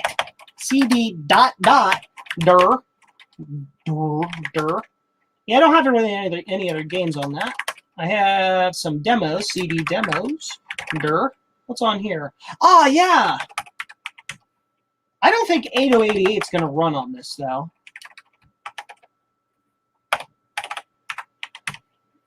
Wow, I cannot type.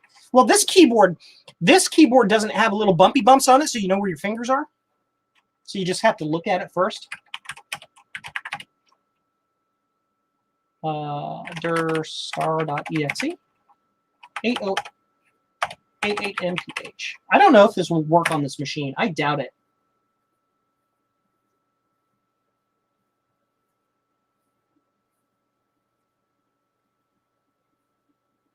At worst, may permanently damage your monitor. Well, okay, well, I'll just turn the monitor off really quick if it does weird things. Which CGA am I? I don't know.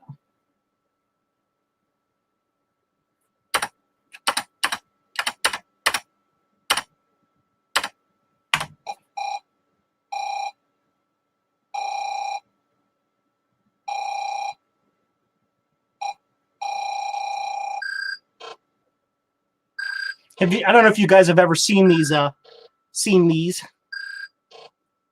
Rename the zip to Piz, and then you can email it. You know that you can't email zip files. We can figure out a way for you to get files to me. That's not a problem. Hey, look, it's in black and white.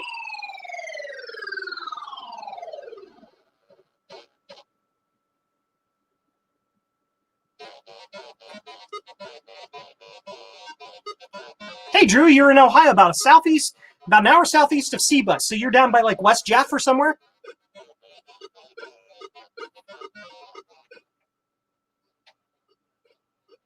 If you guys haven't seen this demo, this is a really super cool demo. It's going crazy. It's designed for the original IBM PC for the 5150. So it's not going to quite look right on here, but is really nifty. Who is it that did it? I think it was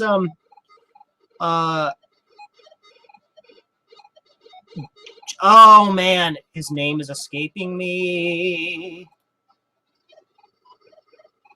Just go look up 8088 megahertz demo. I don't remember the name of the crew right off the top of my head that did that. Jim Leonard of Moby Gamer, I think, had something to do with it. This was also the demo that showed off how to get like 4,000 colors on an original IBM, as long as you've got as long as you have CGA graphics and a television. Now this isn't going to look right because I don't have a TV. I don't have a TV connected.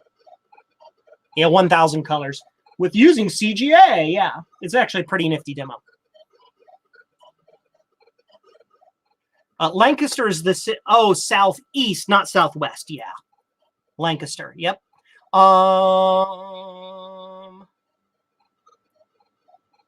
It's a KiCad file set, by the way. Yeah, that's fine. Yeah, that'll work. Yeah, basically just email me, joe@jcm-1.com. And you don't have to send the file to me. You can just email me to start with, and we can figure out some way to get the file to me. That's fine. Has anyone ever here tried to take a straight cable and make a coiled cable out of it? I have not, but I'm not sure how you would do that. How would you do that?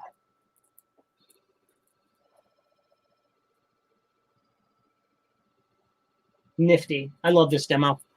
How would you do that? I don't know.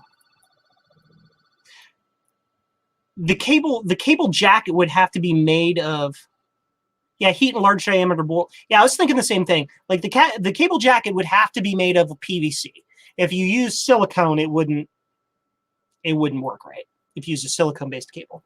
But you would very carefully coil it around a large diameter object. And you could use bolt and heat. I'm thinking that if you were to submerge it in boiling water, that would probably do it. Pencil and a heat gun? Yeah. Okay.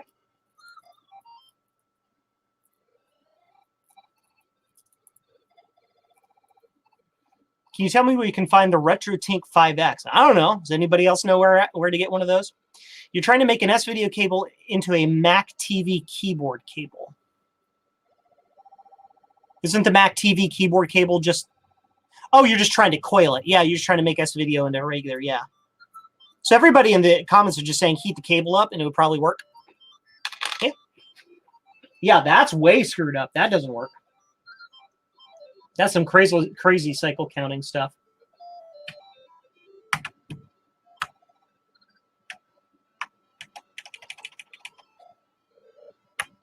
Control-Alt-Delete. We'll just reboot that. Sweet. So now I've got to get an XT-IDE for this guy. So stand by. I'm going to write myself some notes because I need to get a whole bunch of stuff for this. I need to do the video upgrade, which is 4x 41 464 chips. And I need to get an XT-IDE card. Cool. Just do it. Do it. Do it. Do the thing. I'm trying to restock. Yeah. So let's are there any other Tandys what you want to play with tonight? Is there anything else you want to see with the Tandy 1000TX? Because, you know, without the memory upgrade, I don't really have anything to put on the thing. I'm not sure what the heck I'm going to do with it. Because this has the compact flash in it, I can, in theory, just take the flash card out, put it in my PC over here and throw games on it. But then I have to go find games. You have to futz around with me finding games on the internet if you want to do that. Or, you know, I've got several other Tandys here. I've got my TRS-80 Model 1 we could play with. I've got a CoCo3 we could plug in and turn on. I've got a CoCo3 we could plug in and turn on. I don't really have anything for those machines either because I'm such an Apple-focused guy. I have these machines, but I don't play with them very often. So I don't have a lot of bits and toys for them.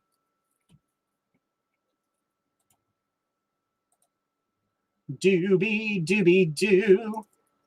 Be doobie doobie. Do do do do do. I'm just clicking some buttons and looking something. Stand by. Okay. So let's go ahead and put this guy back together the way it was, at least. Put it back to original because we got some toys to go get for it. This stuff all gonna go over here. Stand by. So I don't lose it because that goes to that machine. Okay.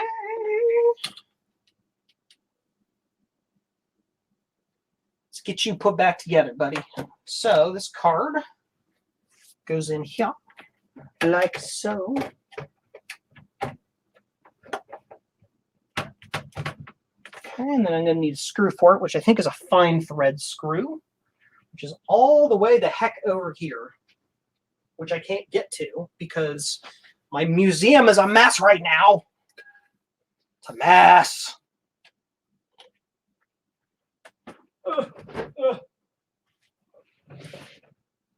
Fine thread screws. No, don't you fall. Don't you do that.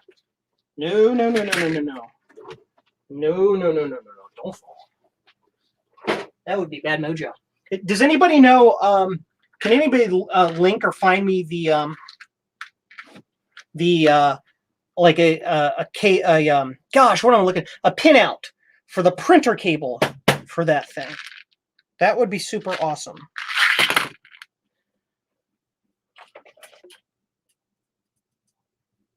Oh, I don't want to use that screw.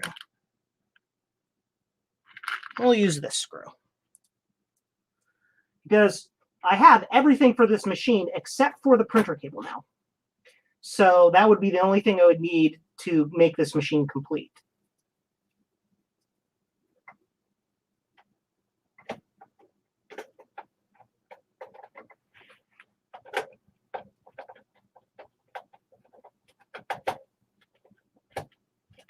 Is that not the right screw type for that hole? It seems like I'm cross-threading it or something. Stand by.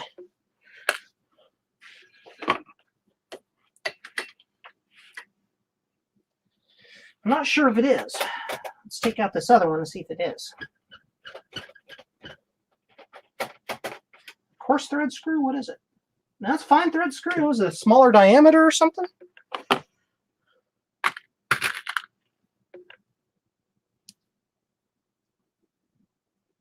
Barely? If it is, it's barely a finer diameter. Of course, that's all it really needs. It just needs to be slightly smaller to be a problem. Yeah, that one goes right in.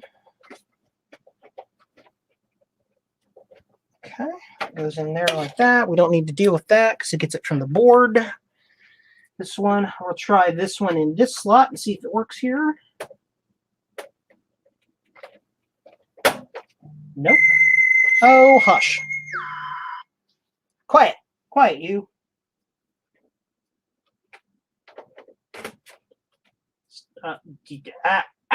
Screws. Not going in the things.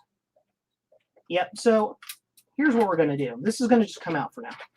Because I have to find that original screw because it is different. And it's down here on the floor. Somewhere. Cool. What model of bench power supply do I have? This back here, this is a Tech Power TP3005T. It was one of the first pieces of hardware that I got for my electronics bench back here. It does okay. It's not like super great, but it's not crappy either. It does up to 30 volts at 5 amps, which is plenty for the kinds of things that I do. And I got it on Amazon for like 60 bucks. I think they're about 80 now, but you know, they're not bad. I don't really have any other suggestions other than that, but a lot of us retro guys are using this supply because we really need 5 volts and 12 volts. We're not doing a lot of crazy stuff. It really depends on what you're trying to do. I mean, there's regular bench supplies like this, which will do just fine for just about any retro project you got. But if you're doing if you're going to be working on anything with motor controllers, relays, stuff like that, you're going to need something that that dumps 24 volts at a nice clip. It depends, like if you're doing scientific stuff, you're going to need one with a lot better control, like down into the microvolts and stuff like that. And this one can't do that. This one also only has a single output. So if you're needing to run both 5 and 12 simultaneously, you either need to get 2 supplies, or better yet, you can get a supply with multiple outputs. My suggestion is, for the most part, stick with name brands if you can. And just if you're needing a supply with the best specs, go with basically the same major brands that are going to be making test equipment, like oscilloscopes, like this guy back here, are going to be your better bet because they're in the business of designing test equipment. And just spend the extra money and get the good one. I have learned that the hard way. A lot of my hardware that I've gotten over the years is cheapy stuff, and it works to like 2 or 3 times and it stops working. So that's dumb. Just like get the right thing to begin with, and then you don't have to deal with all that. So Tandy 1000TX, I think we're done with him for tonight. I just need to put all of my stuff back together here. And get some stuff out of the way, because I think we're gonna wrap up the stream tonight with a little bit of play with one of the CoCos. Because why not? Why not? It'll be fun. That monitor can stay where it is, but if we're messing with the CoCo, we're gonna have to get the regular monitor out. Stand by. I need to find which CoCo do we want to play with. Do we want the CoCo2? Do we want the CoCo3? Do we want the TRS-80 Model 1? Because those are the other Tandys I have. The CoCo2 is easy to get to. It's right out here. The CoCo3 is buried over there somewhere, I think. As a matter of fact, no, it's not. It's right there.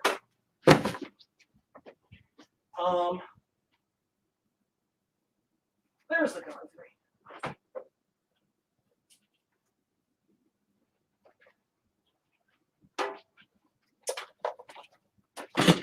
I picked the CoCo3 because it was an easy one to get to.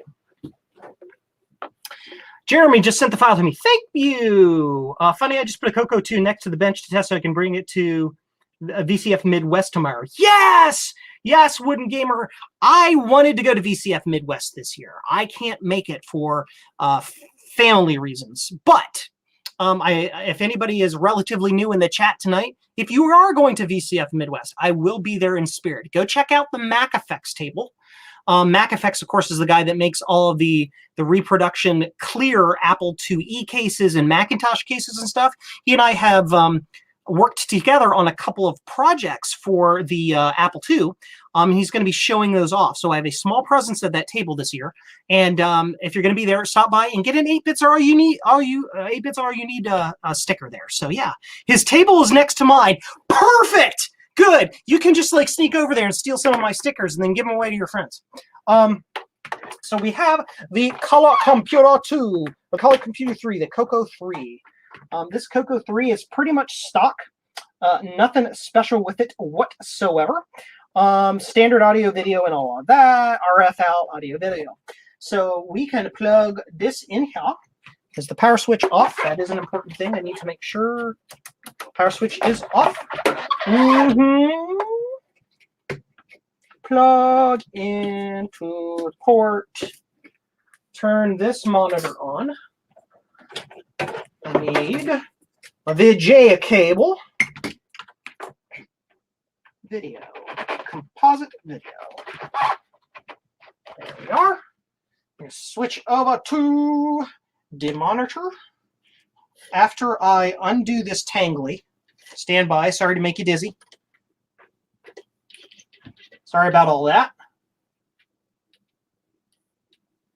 And zoom a zoom. There we are. Cool. In theory, if I turn this on, it'll either work or catch fire. Let's find out. Well, it looks like catch. Oh, nope, it's working. It's doing something.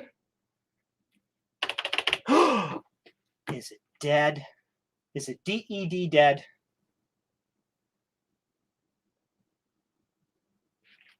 Now, last time I used this, I did test it, and it did work. So I know it functions. Well, in theory, you know how anything is with these old computers.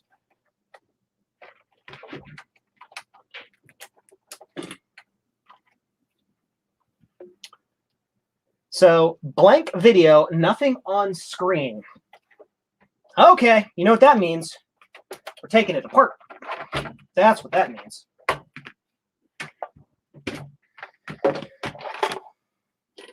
That's what that means.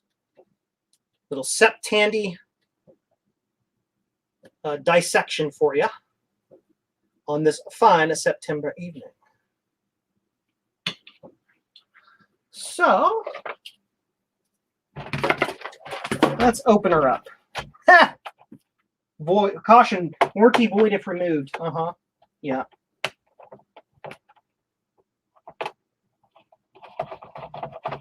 Now, if the machine is running, but it's just a video problem, we're in luck because Ed Snyder, also known as the Zipster, has created a replacement video encoder for this thing. Now, the CoCo3 is special because it uses an advanced video encoder that has some really, really cool video modes called the GIME or the GIME. And he has created an aftermarket replacement for the GIME. He has reverse engineered the thing, the video controller, and you can get that for these. Otherwise, these things use the exact same video controller that is in the original IBM PC. Except it actually like uses proper color and stuff. Come out of there, you. Come out of there, you. Oops, stand by. I have the screws for the 1000TX. I need to put that over here. So don't lose them.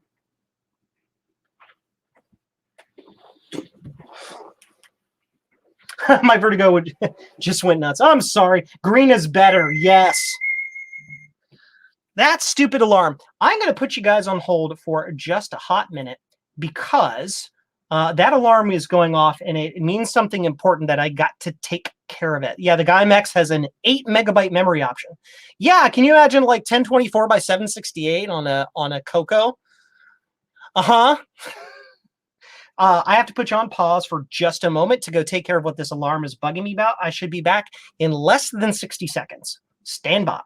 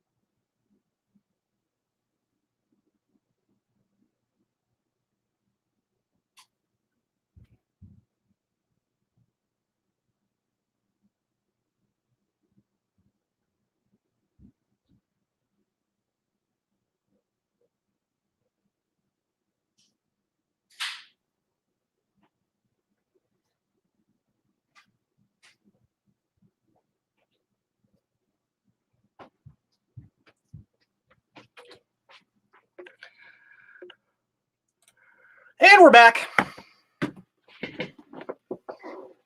Can I do a close-up of the motherboard? Yes, I will do that once I get it apart.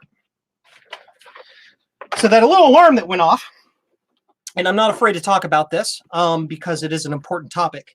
That alarm that went off is my reminder to take my medication. One of the medications is bog standard. It is a proton pump inhibitor because I have a little bit of acid reflux due to reasons, I don't know. The other one is an antidepressant because I suffer from not depression per se, a little bit sort of, but really I have anxiety disorders that are not treatable through therapy alone. And the chemicals have changed my life. So just noting that to anybody out there, if you are in trouble, if you need help, reach out to your doctor, your significant other, your friends, your family, and say, hey, I'm hurting. I need help. And they'll help you get help. Okay? So do that.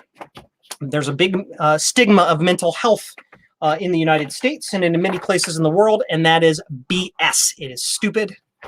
If you need help, get help so that you can live your best life. So, guts of machine, here we are. Just lay up there. Okay. So you wanted a close-up of the motherboard. So we need to get the keyboard out very, very carefully. Let's get all zoom down in here. Zoom. I will try very hard to do this correctly.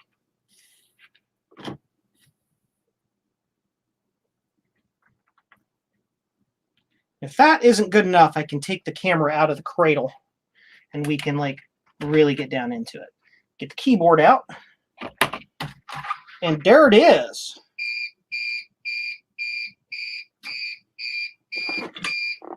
That beeping is my battery backup. That is beeping for, and it has stopped. I don't know why I was doing that. Okay. So there's the close-up of the board. And then we'll focus in on it. Hopefully that is nice and super clear for you. And if you needed me to get it any closer than that, yell at me.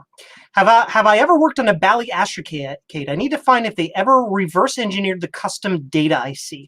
I have not worked on a Bally Astrocade. However, there is a channel that you'll want to watch on YouTube called Classic Arcade Repairs. He has maybe like 600 subscribers.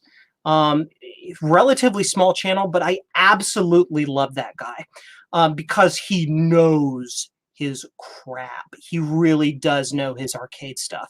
So go check out his channel and see if he's got any information on that. If not, he also does arcade repairs to the public.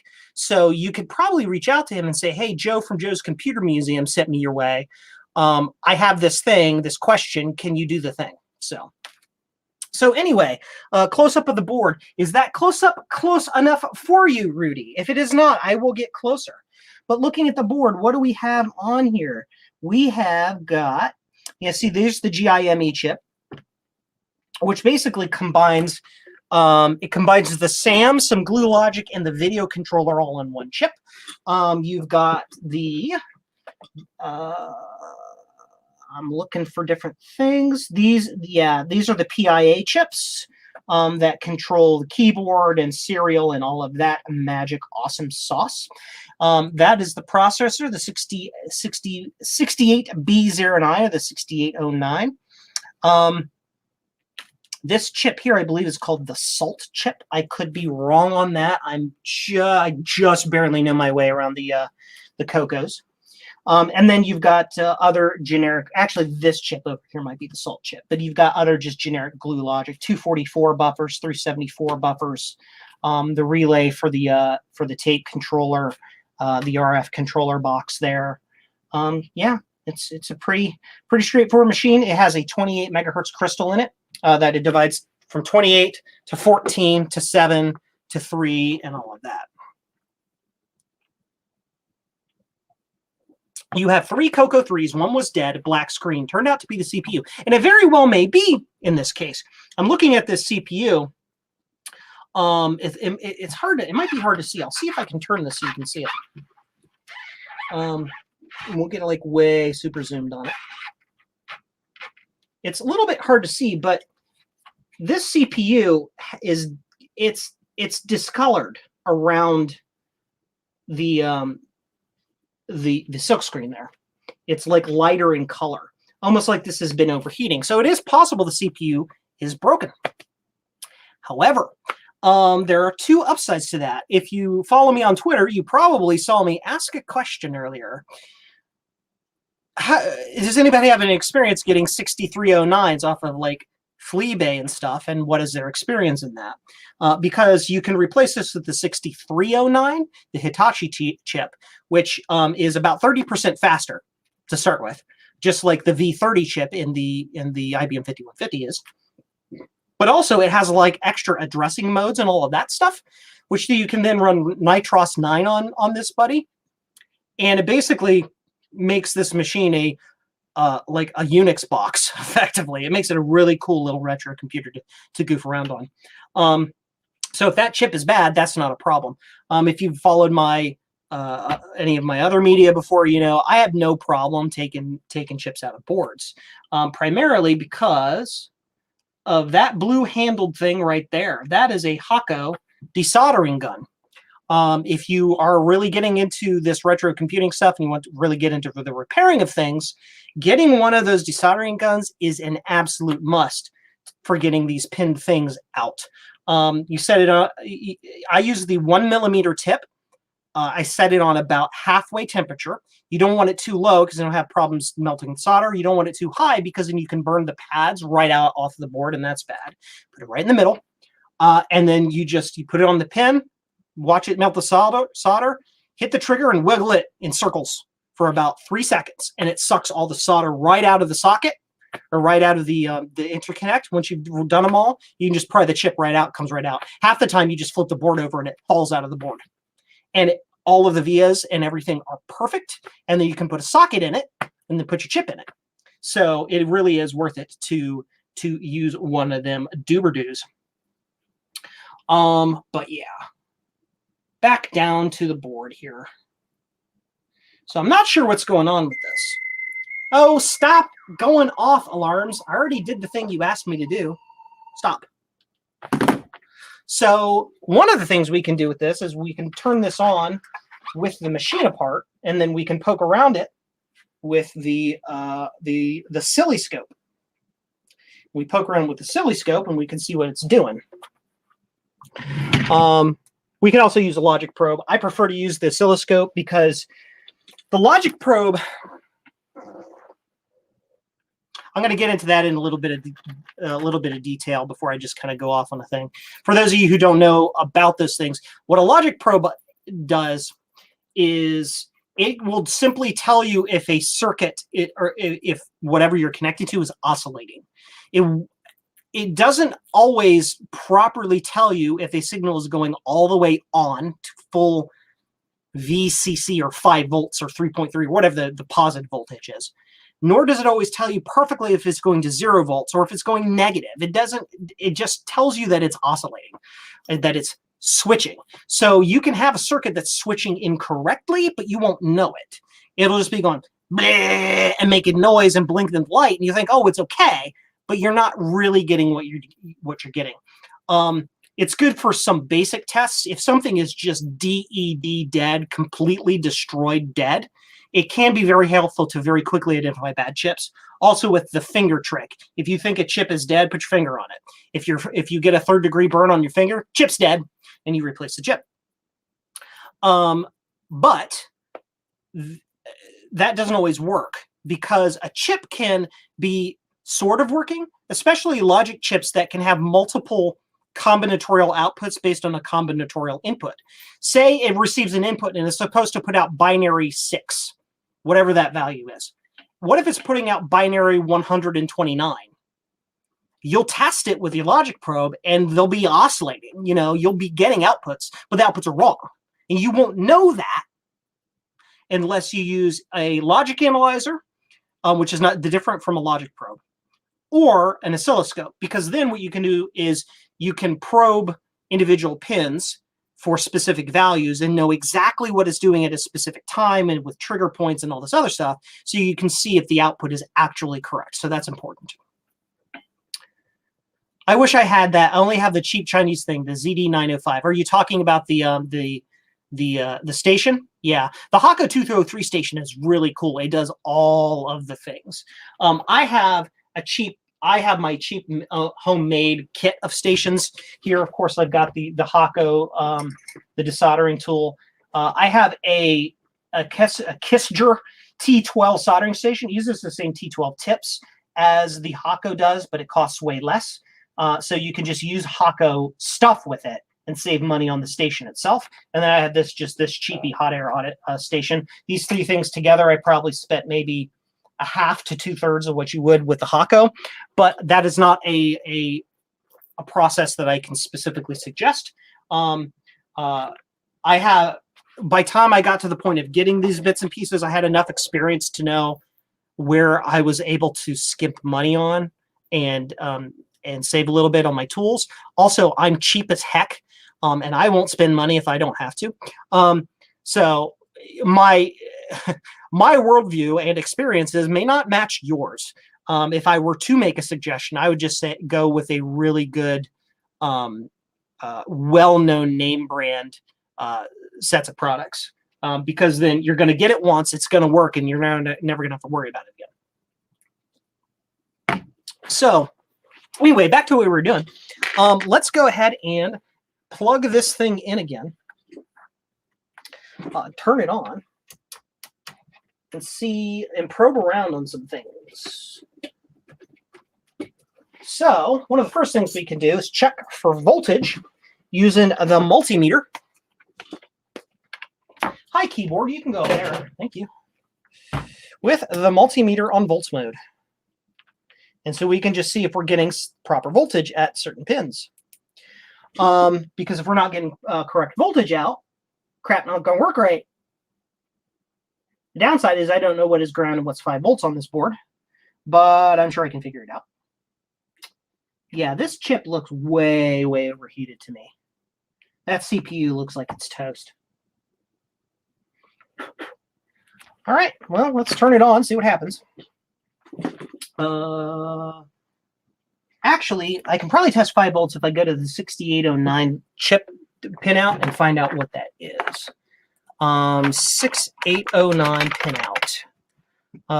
Click that. 5 volts is pin what? 5 volts. Ground is 1. 5 is pin 7. Okay. Ground, however, I can also just shove in one of these, and it should be fine. Okay, so we're going to turn it on. I'm going to do that. Get no video, no nothing. Now we're going to test this for heat. That's not getting hot, so it's not that. Yeah, the CPU is not getting hot, so that's not a problem. And just do the quick chip test. Check them all for any that are overheating. I'm getting no overheating at all. Okay. It is plugged in. Yep. I am in the video port, right? I need to double check that. For all I know, I'm in the audio port. Yeah, that would be the audio port. That's not going to work. Also, that's a problem. I just broke my video cable. So let's fix that problem.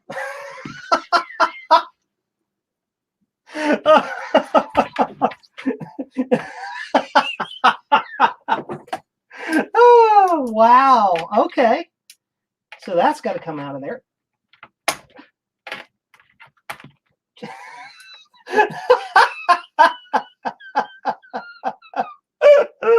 That is hilarious. That is outstanding. So I got to unplug this thing and get myself another video cable real quick.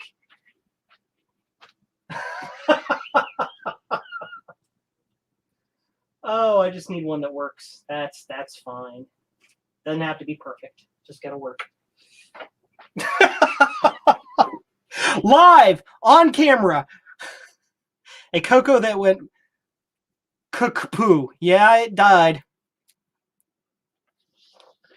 Okay, so now we need to go to video. And for all I know, it's fine. And it's just that video cable was screwed up, so I wasn't getting video. All right, so we'll do that. Okay.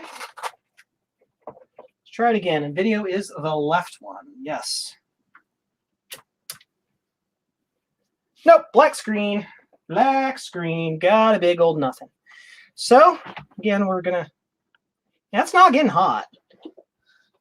So it's not that. A CoCo then went kudos. So we need to check pin 9. So that's correct. Or pin 7 for voltage. Wow. It just randomly came up. Did you guys see that? Why did it do that? Why did it take that long? Does anybody know why it did that? Just randomly like that? That's weird. I'm thinking we got a fault in the power supply then. Like it was slowly coming up to voltage. I'm watching it like a hawk here. I'm going to turn that off because these two things look like, these two diodes look like they were getting, those two diodes, can you see them? Those two diodes right there look like they were getting blacker by the second. So that's powered off. That is unplugged because those might be live even when it's off. No, they weren't getting hot at all. They looked like they were. They were getting hot, but they weren't. Okay. Well, that's weird. That is funky. That's even worse. A computer that's like, no, it's not working. Oh, now I'm working. Like, well, what was it? Who knows? You don't know. I don't know.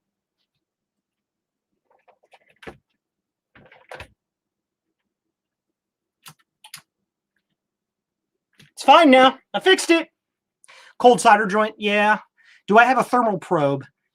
In theory, somewhere buried in my toolkit. It goes in. It plugs into my my multimeter here.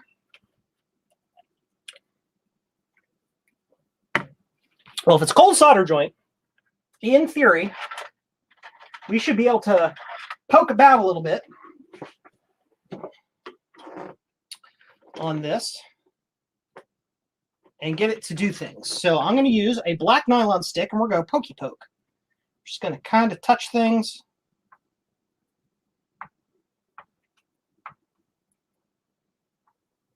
Just to see if it like kicks out, dies. Not a lot of flex, mind you, just a little bit.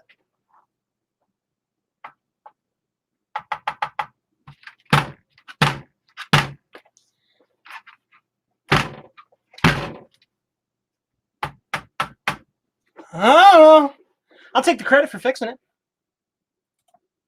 Sure. So yeah, I believe this is the GAIM chip, the GAIM X, and that's the chip that we can replace to give this thing super awesome graphics. And I would love to do that at some point. I do have a cartridgey thing, a flash cartridge for this. We can probably put in it. Hey, it's not an Apple III. hey, if it's cold solder joints and it works for the Apple III, it works for everybody. I was waiting for somebody to make that comment. So let me look in my CoCo3 box because that is where that is. It is right there on top.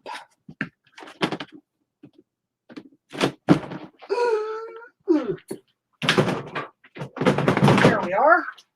This is fun. We're getting to hang out and play with computers I almost never play with. For September. Do I have a 1986 or 1987 version of this board? Well, that is a very good question. We might be able to tell by looking at the manufacture date of the chips. The CPU is 8727. The RAM is all labeled 1988, but that can be a misnomer because they're socketed. They could have been removed. That's 1987. The 57. This is the 87th week of 87. So I'm thinking that this is probably the 87 board. I'm looking to see if there's any indication on the board itself. There's a number here that says 20261087. Again, ending in 87, so that's indicative. Looking for any little manufacturing codes, anything silk screened on it anywhere that would indicate better a date. The fact that the chips are late are pretty much all 1987. Yeah, this is 8804, 8804, 8804, 8747. So 47th week. That's the end of 1987. So this is probably was built in 1988. Yeah, because you see 8820. So it's probably built right in the middle of 1988. If that's the case, it's most definitely an 87 board. The board's already said the 87 guy fixed a bug. This chip number is, it says Tandy 1987. So yep, that would be the 1987 gimme. So let's look up the GuyMX real quick. From the Zipster Zone, Ed Snyder himself. Ed is a cool dude. The guy knows his stuff. Reading. Yep. It uses a special little adaptery doodle to do the things. Lots of little things. His special plugs he made. Blah, blah, blah, blah, blah. I'm just reading through. Oh, man. The stuff this card can do. 640 by 112. Super fast video. Yes. The question is, can I buy it? Buy. Video adapters. Yeah. Is the GuyMX available anywhere? Anybody? Do you know? Has he released it yet? I know he was, last time I saw he was still doing beta testing.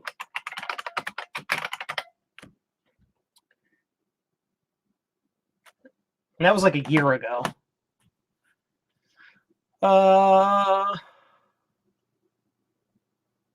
You have to send your CoCo3 to him and he does the install. Why is that? Is it because I do know that the socket is really particular. It's a 68 pin funky PLCC socket, and in order to get it in there, you either have to do a special direct solder the board, or you have to use his adaptery doodle. And yeah, those aren't always the nicest things to work with. Yeah, it doesn't look like it's really available.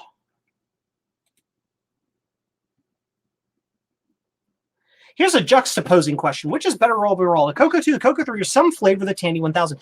You know, that is a very interesting question because it's going to depend on what you like. So the CoCo2 and CoCo3 are primarily classified as a classic 8-bit system. Now, the 6809 is sort of a 16-bit processor, but I would really classify that as an 8-bit system. So it has your typical Commodore 64-like, Apple II-like kind of way of doing things. Your Tandy 1000, however, is basically an IBM PC on steroids. So it depends on what you're looking for, right? Hey, Britt, how you doing? How long have you been there? Britt Dodd is one of my patrons. So there's a cap he has to replace with a short cap. He also does a full test when the system fixes any issues. Okay, that's cool. Yeah, so it depends on what you're looking for. If you're looking for a classic CoCo, I would, if you can find it, find a CoCo3, because it'll do everything the CoCo1 and CoCo2 will do, because the CoCo1 and CoCo2 are basically the same machine anyway. But it has the capability to do a lot more. First off, the GuyM in it has better video modes. The machine runs a little bit faster. It has the ability to do certain things with graphics, like you can turn off the graphics and make the machine faster. It's got some other really cool features in it, but it has better upgradability. But it's fully compatible with all the old stuff, so it just kind of works. It's basically the best CoCo that there is. If you're going to go for the 1000 series, honestly, I like the 1000TX because it's kind of the original Tandy 1000 that has all of the bells and whistles. It's basically an IBM PC Junior that is nearly 100% IBM PC compatible. So you can do IBM PC Junior games on it and all the really cool stuff there. But then you can also go over and do all the IBM-y stuff on it, like, you know, do boring spreadsheets and stuff if you want to. So, you know, it's like, it's, you know, so like yeah. It is what you want. It is what it is. So, like, if you're looking for a PC Junior, for example, try to find a Tandy 1000TX because it's basically a PC Junior but awesome. So, really just depends on your personal preference there. So the CoCo3 is fine. Let's go ahead and put this thing in here. See what it do. Which I can't do anything because I don't have the keyboard plugged in. Plug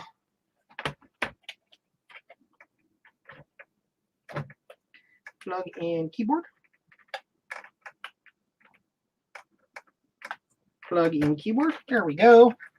Put keyboard on pedestal thingies. Turn on.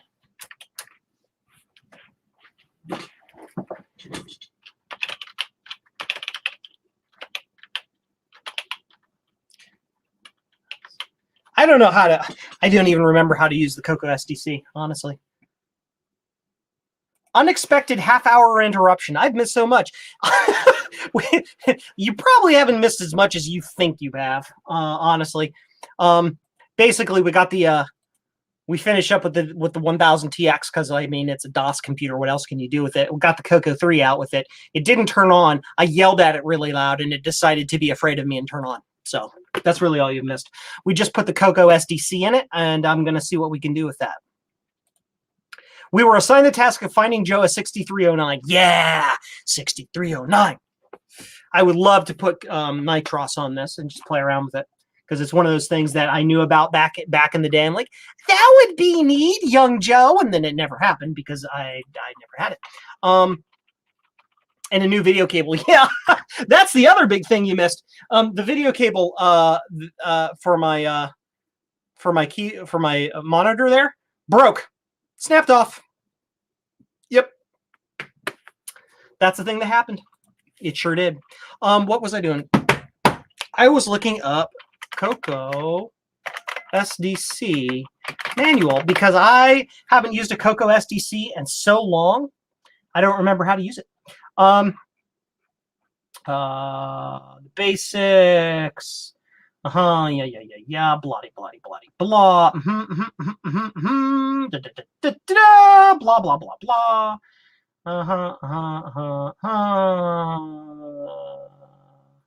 How to use. Drive will tell me things. Sweet. So I have drives in there. Oh, yeah, the cable's loose in the back too. Stand by. Also, this monitor is a hot cheap mess. It's a piece of crap, so it doesn't really work well.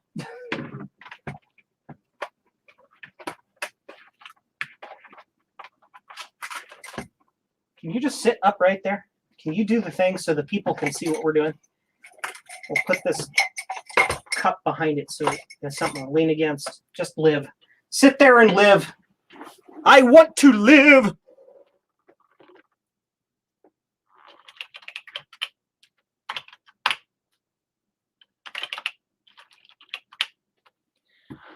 Okay. Proper context for the command is, I don't know.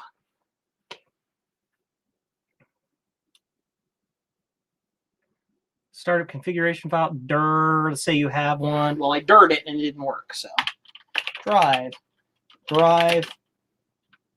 to dir, drive 3.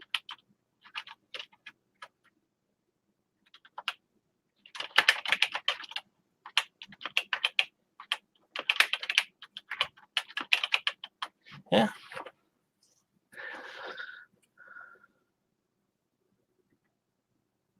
Well, it's possible that this thing, there's like the card doesn't have anything on it. So we can...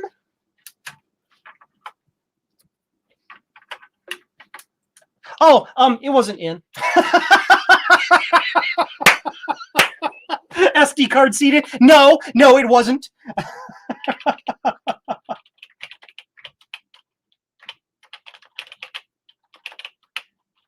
But it still doesn't have anything on it. Let's put it on the Windows PC and see what's on this thing. If anything. Doobie doobie doo. New volume. And that's got it just doesn't have anything mounted, apparently. Okay. It's got stuff on it. I have Farfall on it. I've got Daggerath on it and Miss Maze, which is probably like Miss Pac-Man. I don't want to format it. I want to eject it. Eject, fat fingers. Yeah, it's got stuff on it. Come here, you.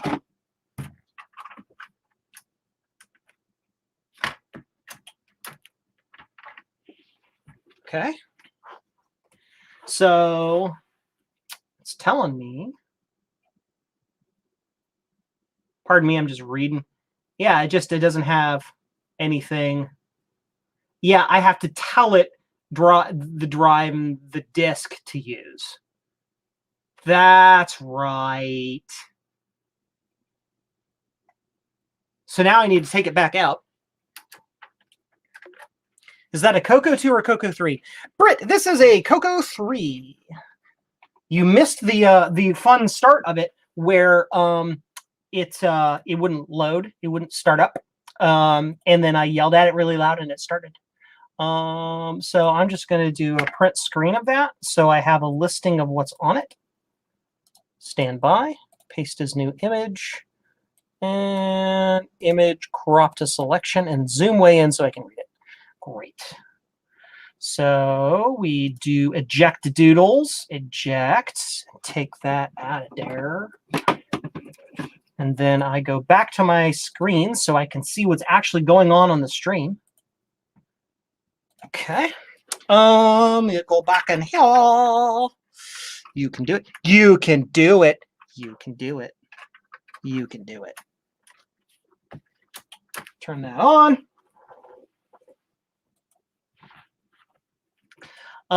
Yeah, you missed the 1000TX stuff. Basically, we turned it on and it worked. There's so much cool that you can do with it, but like I'm not an old school PC guy, so it's like I'm like 1995 and newer, so all of the really insanely boring stuff. Yeah. Anyway, so I was going to do drive 0, comma, and then I need to tell it an image. And then the image is going to be the name of FAHRFALL.FALL. Okay, HRFALL.TSK. Syntax error. Okay, well, I typed something wrong. Drive 0, comma, space, quotes, haha. FAHRFAL.disk. Oops. SK quotes. That worked. Sure. There you are. Cool. So in theory, I can just like run that.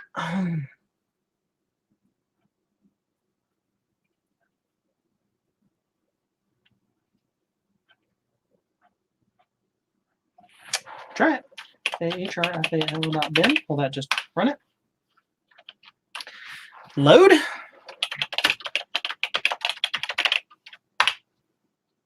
Type error. You see, I just haven't used it in so long. Yeah, I grew up on an 8088. I just always wanted a 2GS. Yeah, samesies. Except I grew up on a nothing.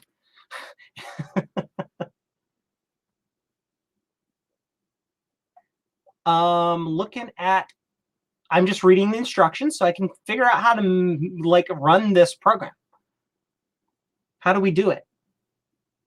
Do you know how to do it? If you know how to do it in the chat, yell at me. Running a cartridge image. Run.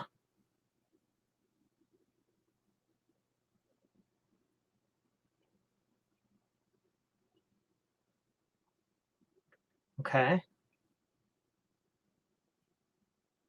Oh, okay.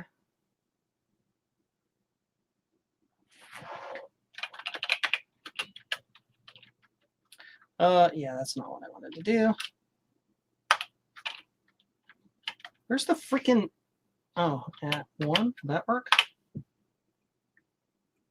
Spinnaker software. What did I put on that?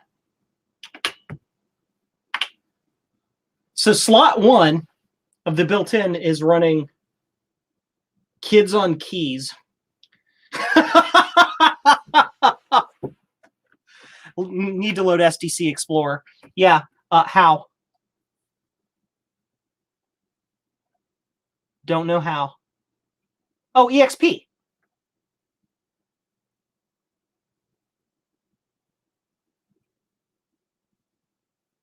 Okay.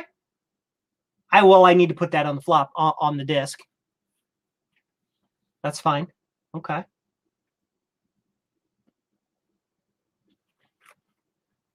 Reset. Run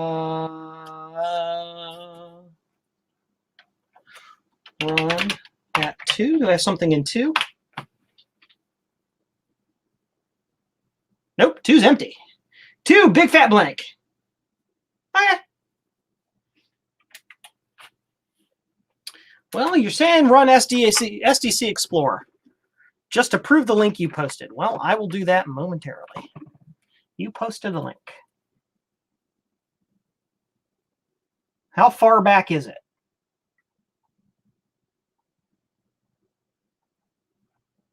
I went back pretty far.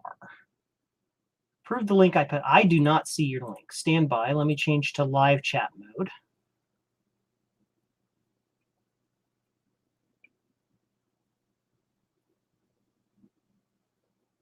I do not see the link you posted. Can you shove it in there again for me, John? Unless you put it as a comment or something. Again, 16 people watching. We are what? How far in are we? Like nearly 3 hours? Wow, right above your post. Yeah, I don't see it. I do not see it. I see no links. Justin, hey, one of my big supporters and patrons. How you doing, Justin? Did you see it this time? Nope. I don't know why. I'm logged in as me, as an admin. I don't know why it not do the thing. I can see if I can do it via a different process. Woohoo, Tandy, that's a nice Faraday cage. Yes. Keep all the frequencies out. Content. Go to this. No.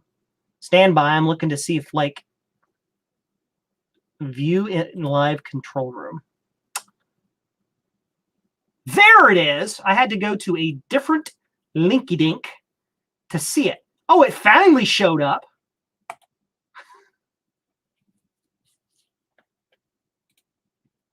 Weird.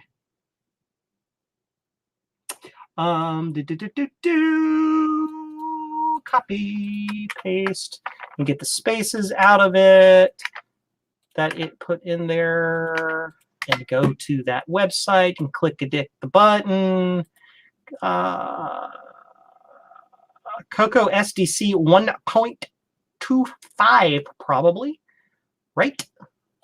Be my guess. There it is, and there is the file. So we drop that file onto the thingadoodle. If I can get it to view it, my card reader is a little wonk. Sometimes my card reader does not see cards. Let's see here. There it is.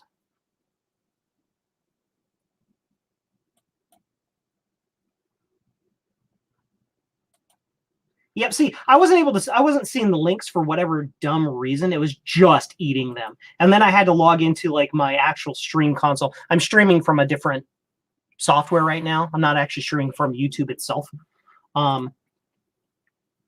To even see your link. Yeah, I don't know. That's fine. Nice Fair Day KG. Yes. We have a CoCo upgrade from a TX. Yes. So Thomas, I think you're here a little bit late. I think I have a lot of you coming over late because I think Maciac was tonight. And I'm probably just getting some fall over from that. But yeah, what we first started with was the Tandy 1000TX. Because Geek with Social Skills Sean sent me a keyboard about 6 years ago or so. 6 months ago. And I needed to do the thing and show that off. And so we played around with that for a couple hours. And then that got boring really quick because it's a DOS box. Like, who cares? So we decided to stick with Sup Tandy and come on over through here to the CoCo3 and play around with that. You were here for the DOS 622, so you've been here for a while. Okay. Did everyone forget? Yeah. So let's see. So yeah, here's the thing. Now that Sup Tandy has ended, we're gonna see if my concurrent viewers shoots through the roof, and then if I'm gonna have like a 9-hour stream going until the middle of the night. So CoCo SDC, I have that file. That's that file, and I need to try to get the SD card to function in my card reader. My card reader's so jank. Like, sometimes it just doesn't work. Like, it's like just screwy right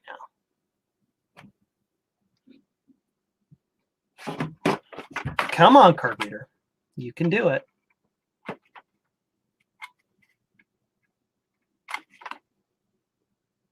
There, it worked. Yeah, like, it's really weird.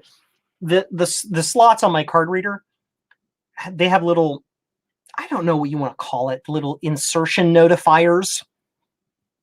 Some little, little optocouplers, so it knows when a card is in, but it's really far out in the slot. So if you don't jam the card in super fast, it will tell the computer the card is in. The computer will respond and think there's a card in it too early, read it, not see it, then fail. So you have to really jam the card in. It's stupid. So I need to get the sdxc.disk and put it on this card real quick. And then go back and follow the instructions that says if you finds the Explorer, scdexp.disk is what it needs to be called. scdexp. So if I type exp, it should auto run that. So then we eject doodle that, and we move it. I still mourn my lost CoCo2 and my 1000HX, my first two. Oh, I'm sorry. Oh man, it always sucks to lose your first computer. It really does. I know that feeling. My first computer was a TRS-80 Model 1 with absolutely no upgrades. It was bog standard monitor, machine, cassette drive. That was it. It was the first one of the first electronics projects I ever did. I fixed it up, and then it died way beyond my capabilities back when I was about 14 years old, and it got thrown away instead of keeping it and thinking, well, I'll fix that later. No, got rid of it. Yep, and I know that feeling. So we got this card in here now. So if we do EXP, will that work? No. Okay.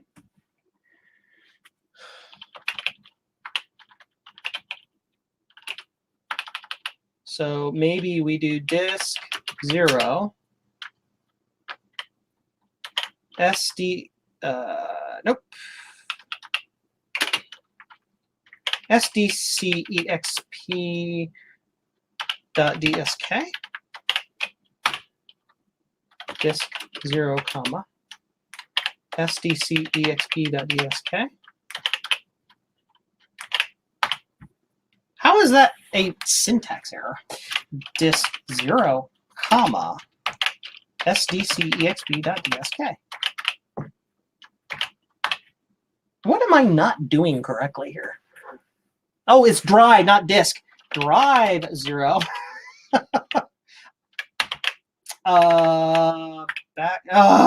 Drive 0. I'm not used to the interface on this thing, as you can tell. sdcexp.dsk. That worked. ME error. Why? Why? Why? My NEC multi-speed, my first 2GS 486 was a close second. Yep. Mine was just given away because they were obsolete junk and I'm still too young for this. Oh, yeah. Yep, I feel it. I know it, man. Yep. Like,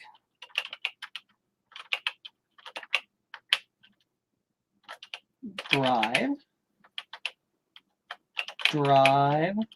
0, comma, space, sdcexp.dsk.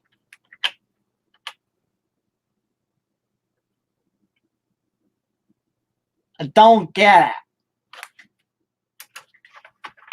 I don't understand, peeps.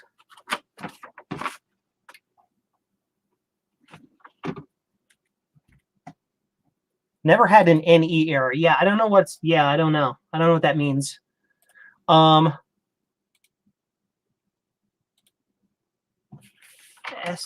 Well, I'm going to rename SDCX. Also, the exp command isn't functioning correctly. It gives that same error because it can't read the disk for some reason. I have a feeling the disk image is just screwy.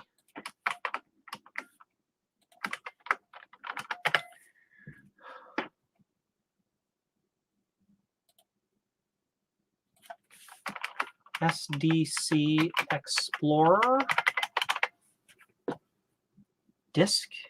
Click. Yeah, same file I had before. I don't know if it needs both of those files on there. I'm reading the README. It requires 32K, which shouldn't be a problem because this is a 128K machine.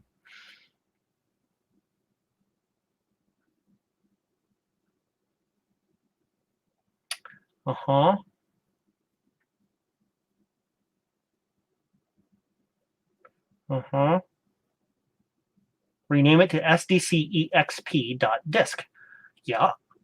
Create or modify your startup config file at the root of your SD card to mount the disk in drive 0 or 1 at startup. Okay, well, I just didn't do all the things. Okay, so we need to, so that is correct. So on here, this is the correct file name. And then I need to like create a file on this new text document called, okay, well, what is it supposed to be called? Config.something, startup.cfg. Want to open with PS Pad, works for me fine. What about a floppy drive? Yeah, I don't have a floppy controller for this.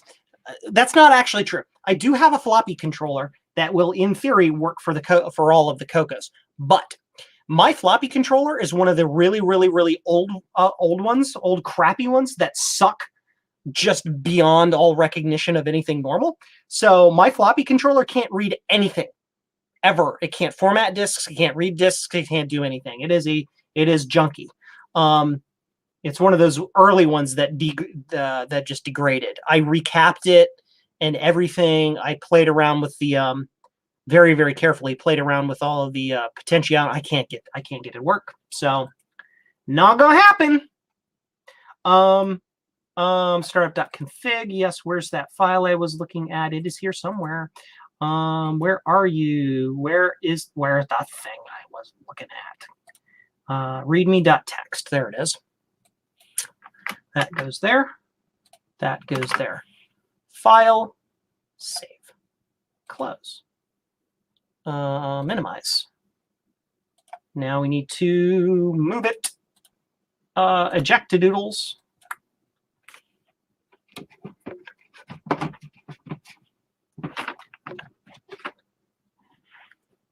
Yeah, this is the CoCo SDC.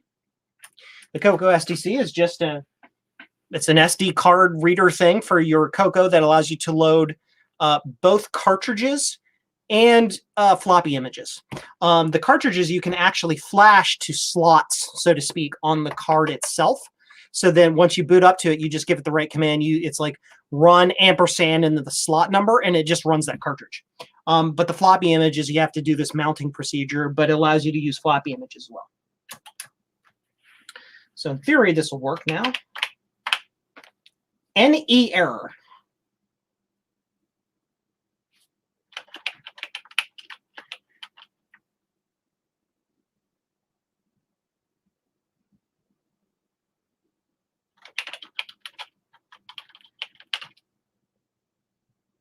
Yeah, I don't know. I do not know. I'm not sure why that doesn't work. Joe, no. There is a way we can do a thing, however, using the flash, running a cartridge image. Writing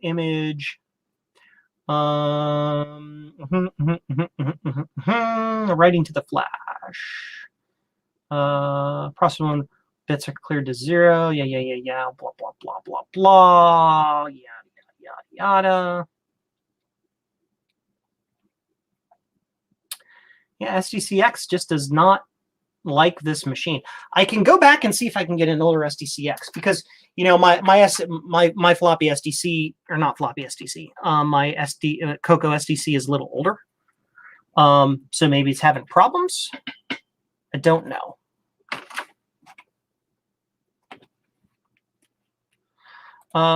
So we can delete that. And we're going to go see if I can find an older version of SDC Explorer.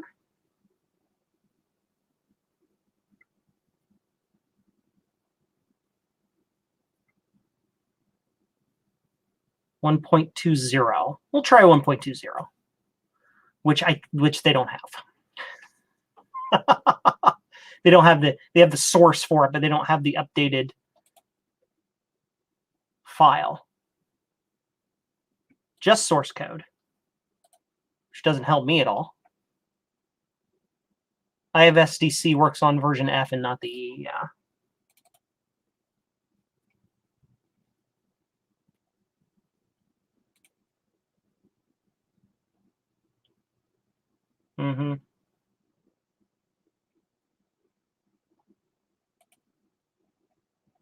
Yeah, I don't know why that's not working.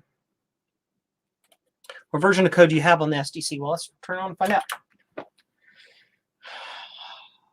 1.6. I don't know. I've had this SDC for like 3 years. I used it once when I got it. I was like, that's neat, and then didn't use it again. Is there a way for me to figure out what the version of the software on the SDC itself is?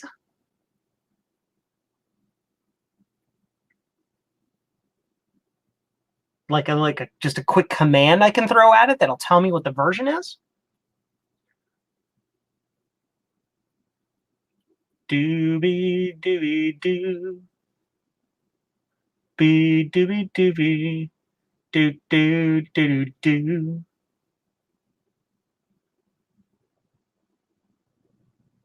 Do do do do do. Do do do do. I mean, there's a file I can get for it that will allow me to like see things. I mean, I'm literally reading the instruction manual right now, but it's like 48 pages long, so you get to watch me be boring and watch that and read things.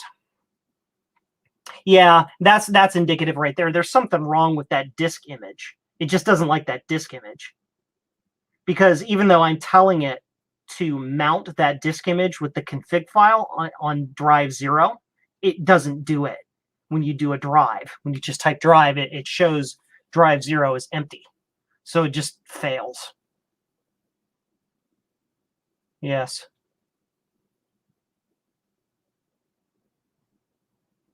Mm-hmm.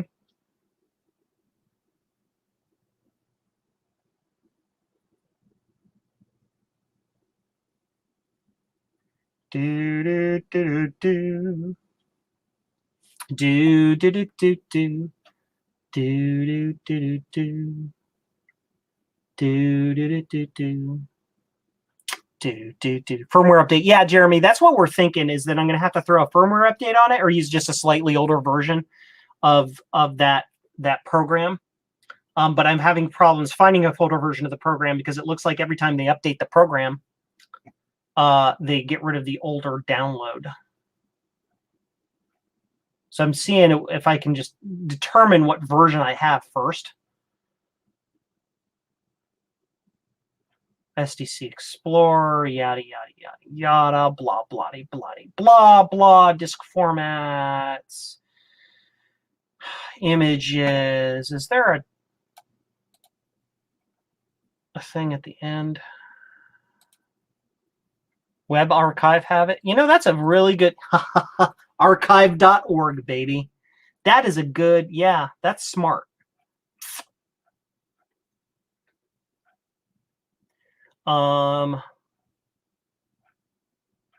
So just stuff.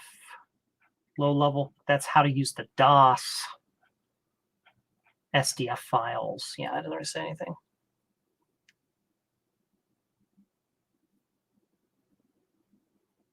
It's basic programming for kids. Yeah. Yeah.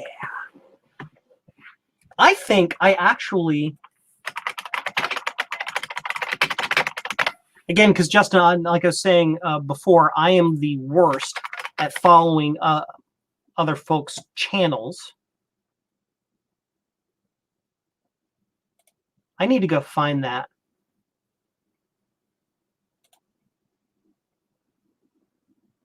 Has a link to update the firmware.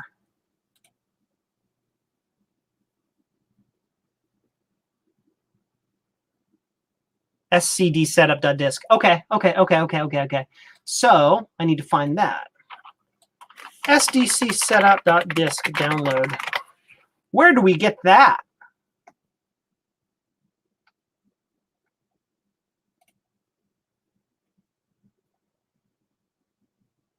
Where did that come from? Looking for link. Did you not see the link again? I'm not looking at the right screen. Stand by. There it is. Show. Yep.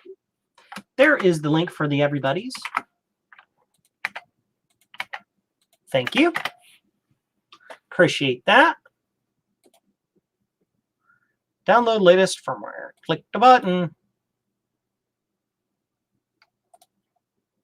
Click the button. CoCo. Setup.disk. Cool. So we need to put setup.disk. Copy. Paste. Add it with PS pad. And that needs to be setup.disk. File. Save. Close. Eject the doodles. There we go. Yeah, YouTube must literally just be eating everything that's a link. It's just eating everything. Drive. Mounted that one. Dash. Yeah, that just shows me off. That's not that. Does it show me what's on? Yep.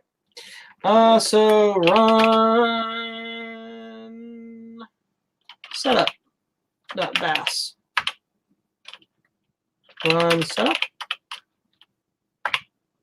Run setup. Setup. How do I run programs? Welcome to Joe's live stream, where you watch him fumble and faff about and not actually get anything done. Remember to subscribe today. YouTube is hungry. Yeah, YouTube, it's just eating links. Like, if you're not, like John, if you're not putting spaces in the links like you did that very last time, I don't even see it. I am logged into my YouTube studio here, full admin mode. I can do whatever I want, and I don't see the links unless you throw lots of spaces. It just, oh, quotes, thank you. Run, setup.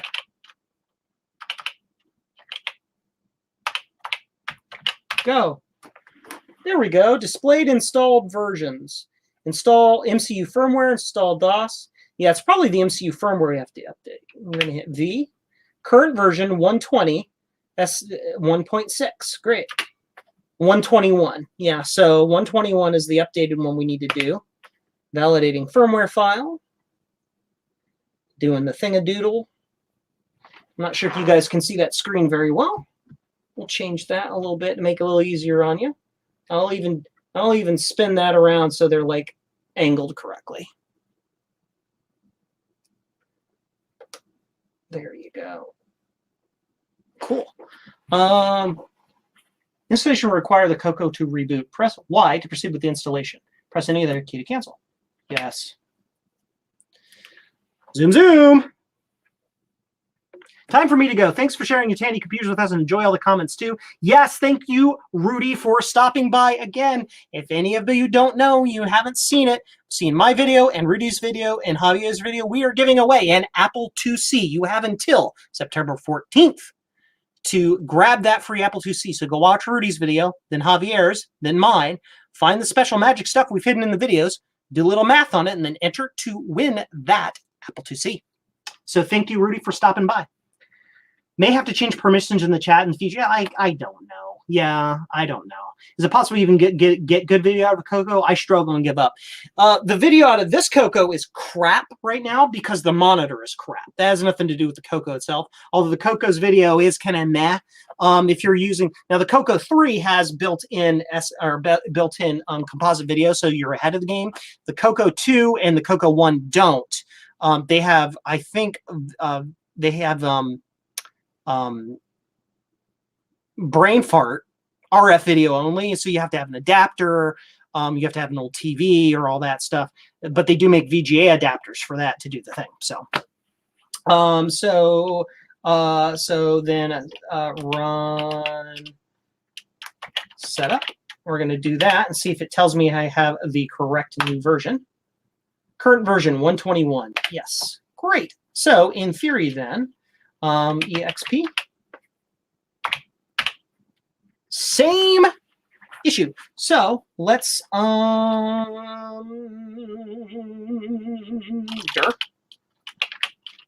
Yeah, because it's not dir dash. So it's not on the drive for reasons. So we need to put that disk image back on the drive. I don't know why I removed it, but I did, so that it can see it. There's a cool HDMI out there for the CoCo somewhere around. Yep. RGB to HDMI utilizing Raspberry Video. Yeah, and you can get video out of the CoCo3 on the bottom of the case, RGB out. Yeah. If you have, and that RGB, I believe, is digital RGB, so you could, in theory, like sort of make it CGA-like or something like that. But yeah. Of course, my card is doing the weird thing again where it doesn't want to mount it. There, it's mounted. And now I have to put that file back on there. So I need to go into my downloads and get this file here and that file there and do a little copy pasta. Blink. Can you copy over? You can do it. And then your file name needs to be SDCEXP. Is that what it is? I believe that's what it needs to be called. Doobie doobie doo. Uh-huh. RGB to SCART also works. Yep, that'll work as well. Yeah, is it? I'm really curious if the video on that, on the RGB coming out of that, if it's analog or TTL. I think it's TTL. Hi, Mr. Dave 6309 here. How are you doing? Speaking of 6309, do you have one you want to send me I can put in my CoCo3? That would be great. I'm kidding. But thank you for stopping by. Let's see here. EXP. Yeah, it needs to be sdcexp.disk. So we need to copy pasta that name over to the image here to make sure it's the correct name. And then we're going to edit startup.config to be named that, so it auto-loads it. File, save, close, eject the doodle. Okay. This goes in here. Turn it on.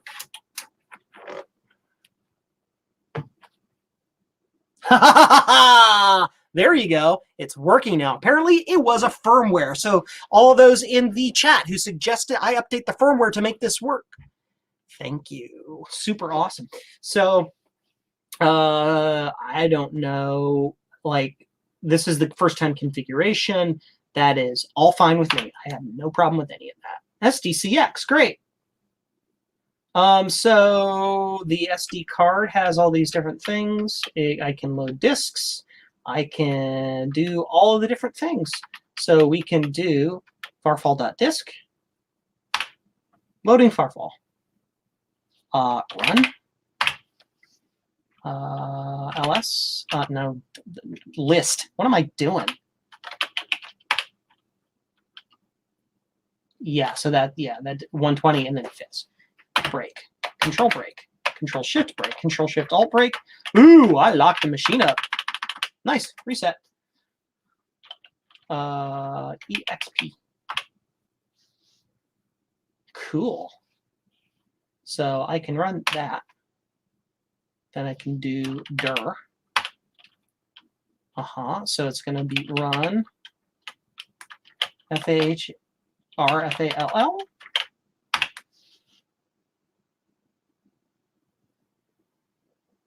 Why? Why no go? Do I have to put the whole name on it? Run. Or do I have to sys it or call it? I don't know how to load binaries on this.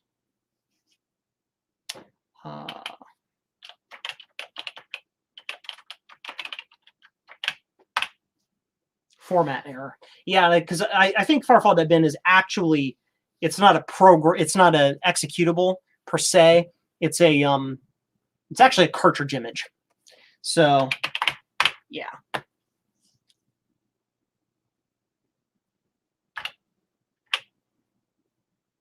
So let's run Pac-Man instead.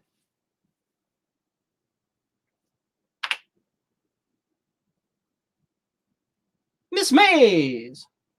Which, of course, you can't hear the sound because I don't have the sound plugged in. I can fix that. You stand by. I've got cables. I got cables for days, yo.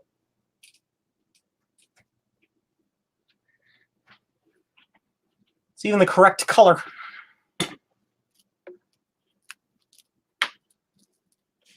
So, this plugs in the back of the machine.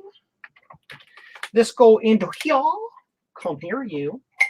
You can do it. You can do it. I don't know if the audio is up all the way on this or not, but we'll find out here in a minute, won't we?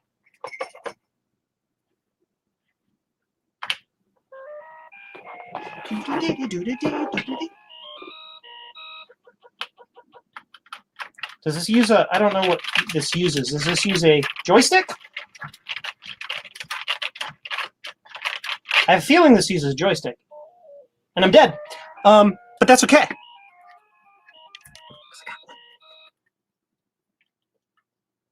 So we're going to plug in a joystick and see if the joystick works.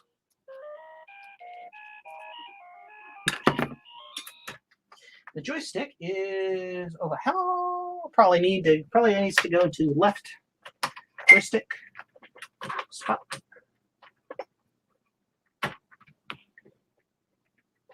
Can you sit up, please? Stop falling over. That is a command. Comply.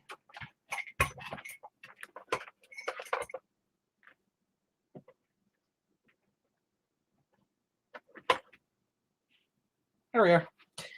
Turn it on.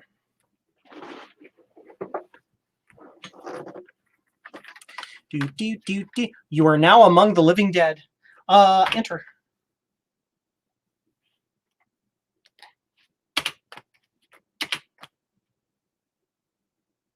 Miss Maze. Yep,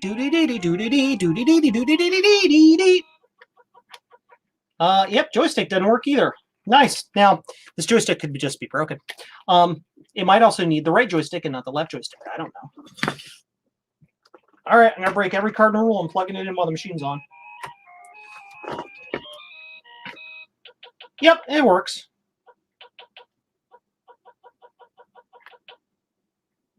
It's very slow to respond to keyboard and joystick inputs. Also, this joystick is like absolute crap.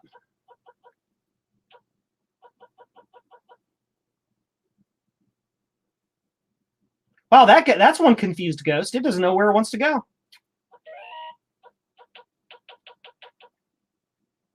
Go up. Jeez Louise. Should I start a Let's Play channel? You can watch me fail miserably. I'm the worst video gamer ever. I am really, really, really bad at video games. Like, I'd like to watch people play them, but I can't play games.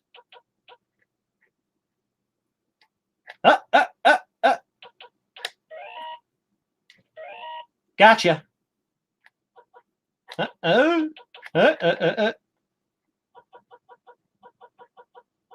I think this is probably the best I've done on Miss Pac-Man ever in my life. Make up your mind, ghosts. What do you want?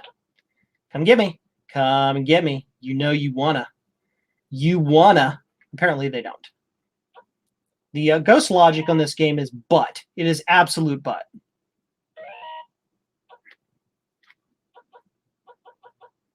Come on. Come on. Come and get mama. Fine, I'll go after you.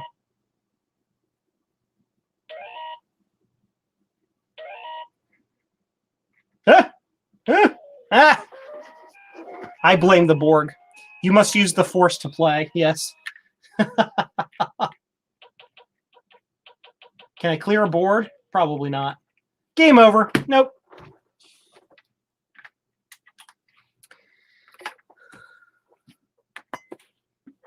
So let's see. What is the cool thing? You were saying Donkey Kong,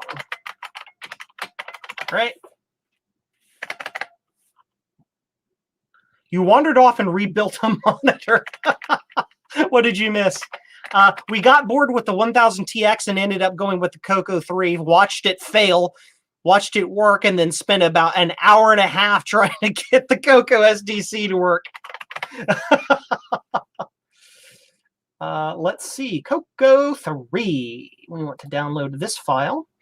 And so we turn this off, and we move the STID card over. Donkey Kong. Get us some Donkey Kong. DK Remix, sure. Copy. New volume. Paste.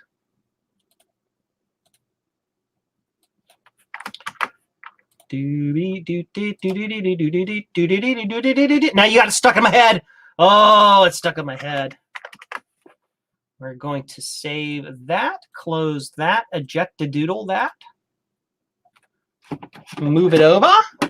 Play a little Donkey Kong before we wrap up the stream. It's getting pretty close to Joe's bedtime tonight. I usually kind of retire around 10 p.m. Okay. Let's see. We've got DK Remix is the one I downloaded. Disk mounted in drive 1. So do it. So unmount it.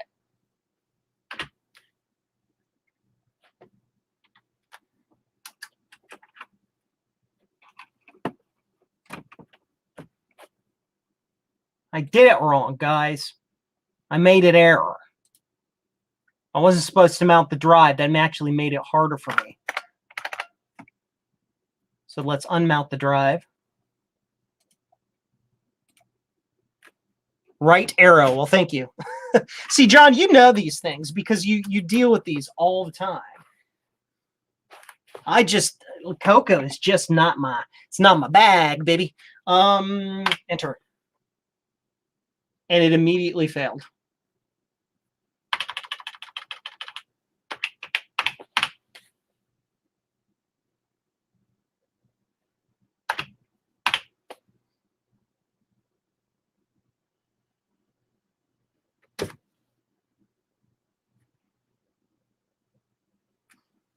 Well, that's Dungeons of Daggereth, and it is really grumpy. Grumpy to the point that the machine itself is making noise. Interesting.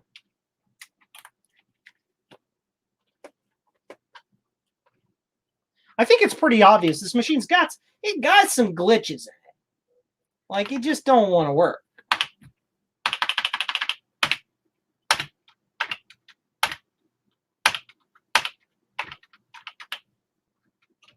Shift H for help. Make directory, rename, mount disk and drive 1, file information, toggle sorting, multiple disks. Mount directory, refresh directory. Sweet. Nifty. Shift 1. Disk drive mounted in 1.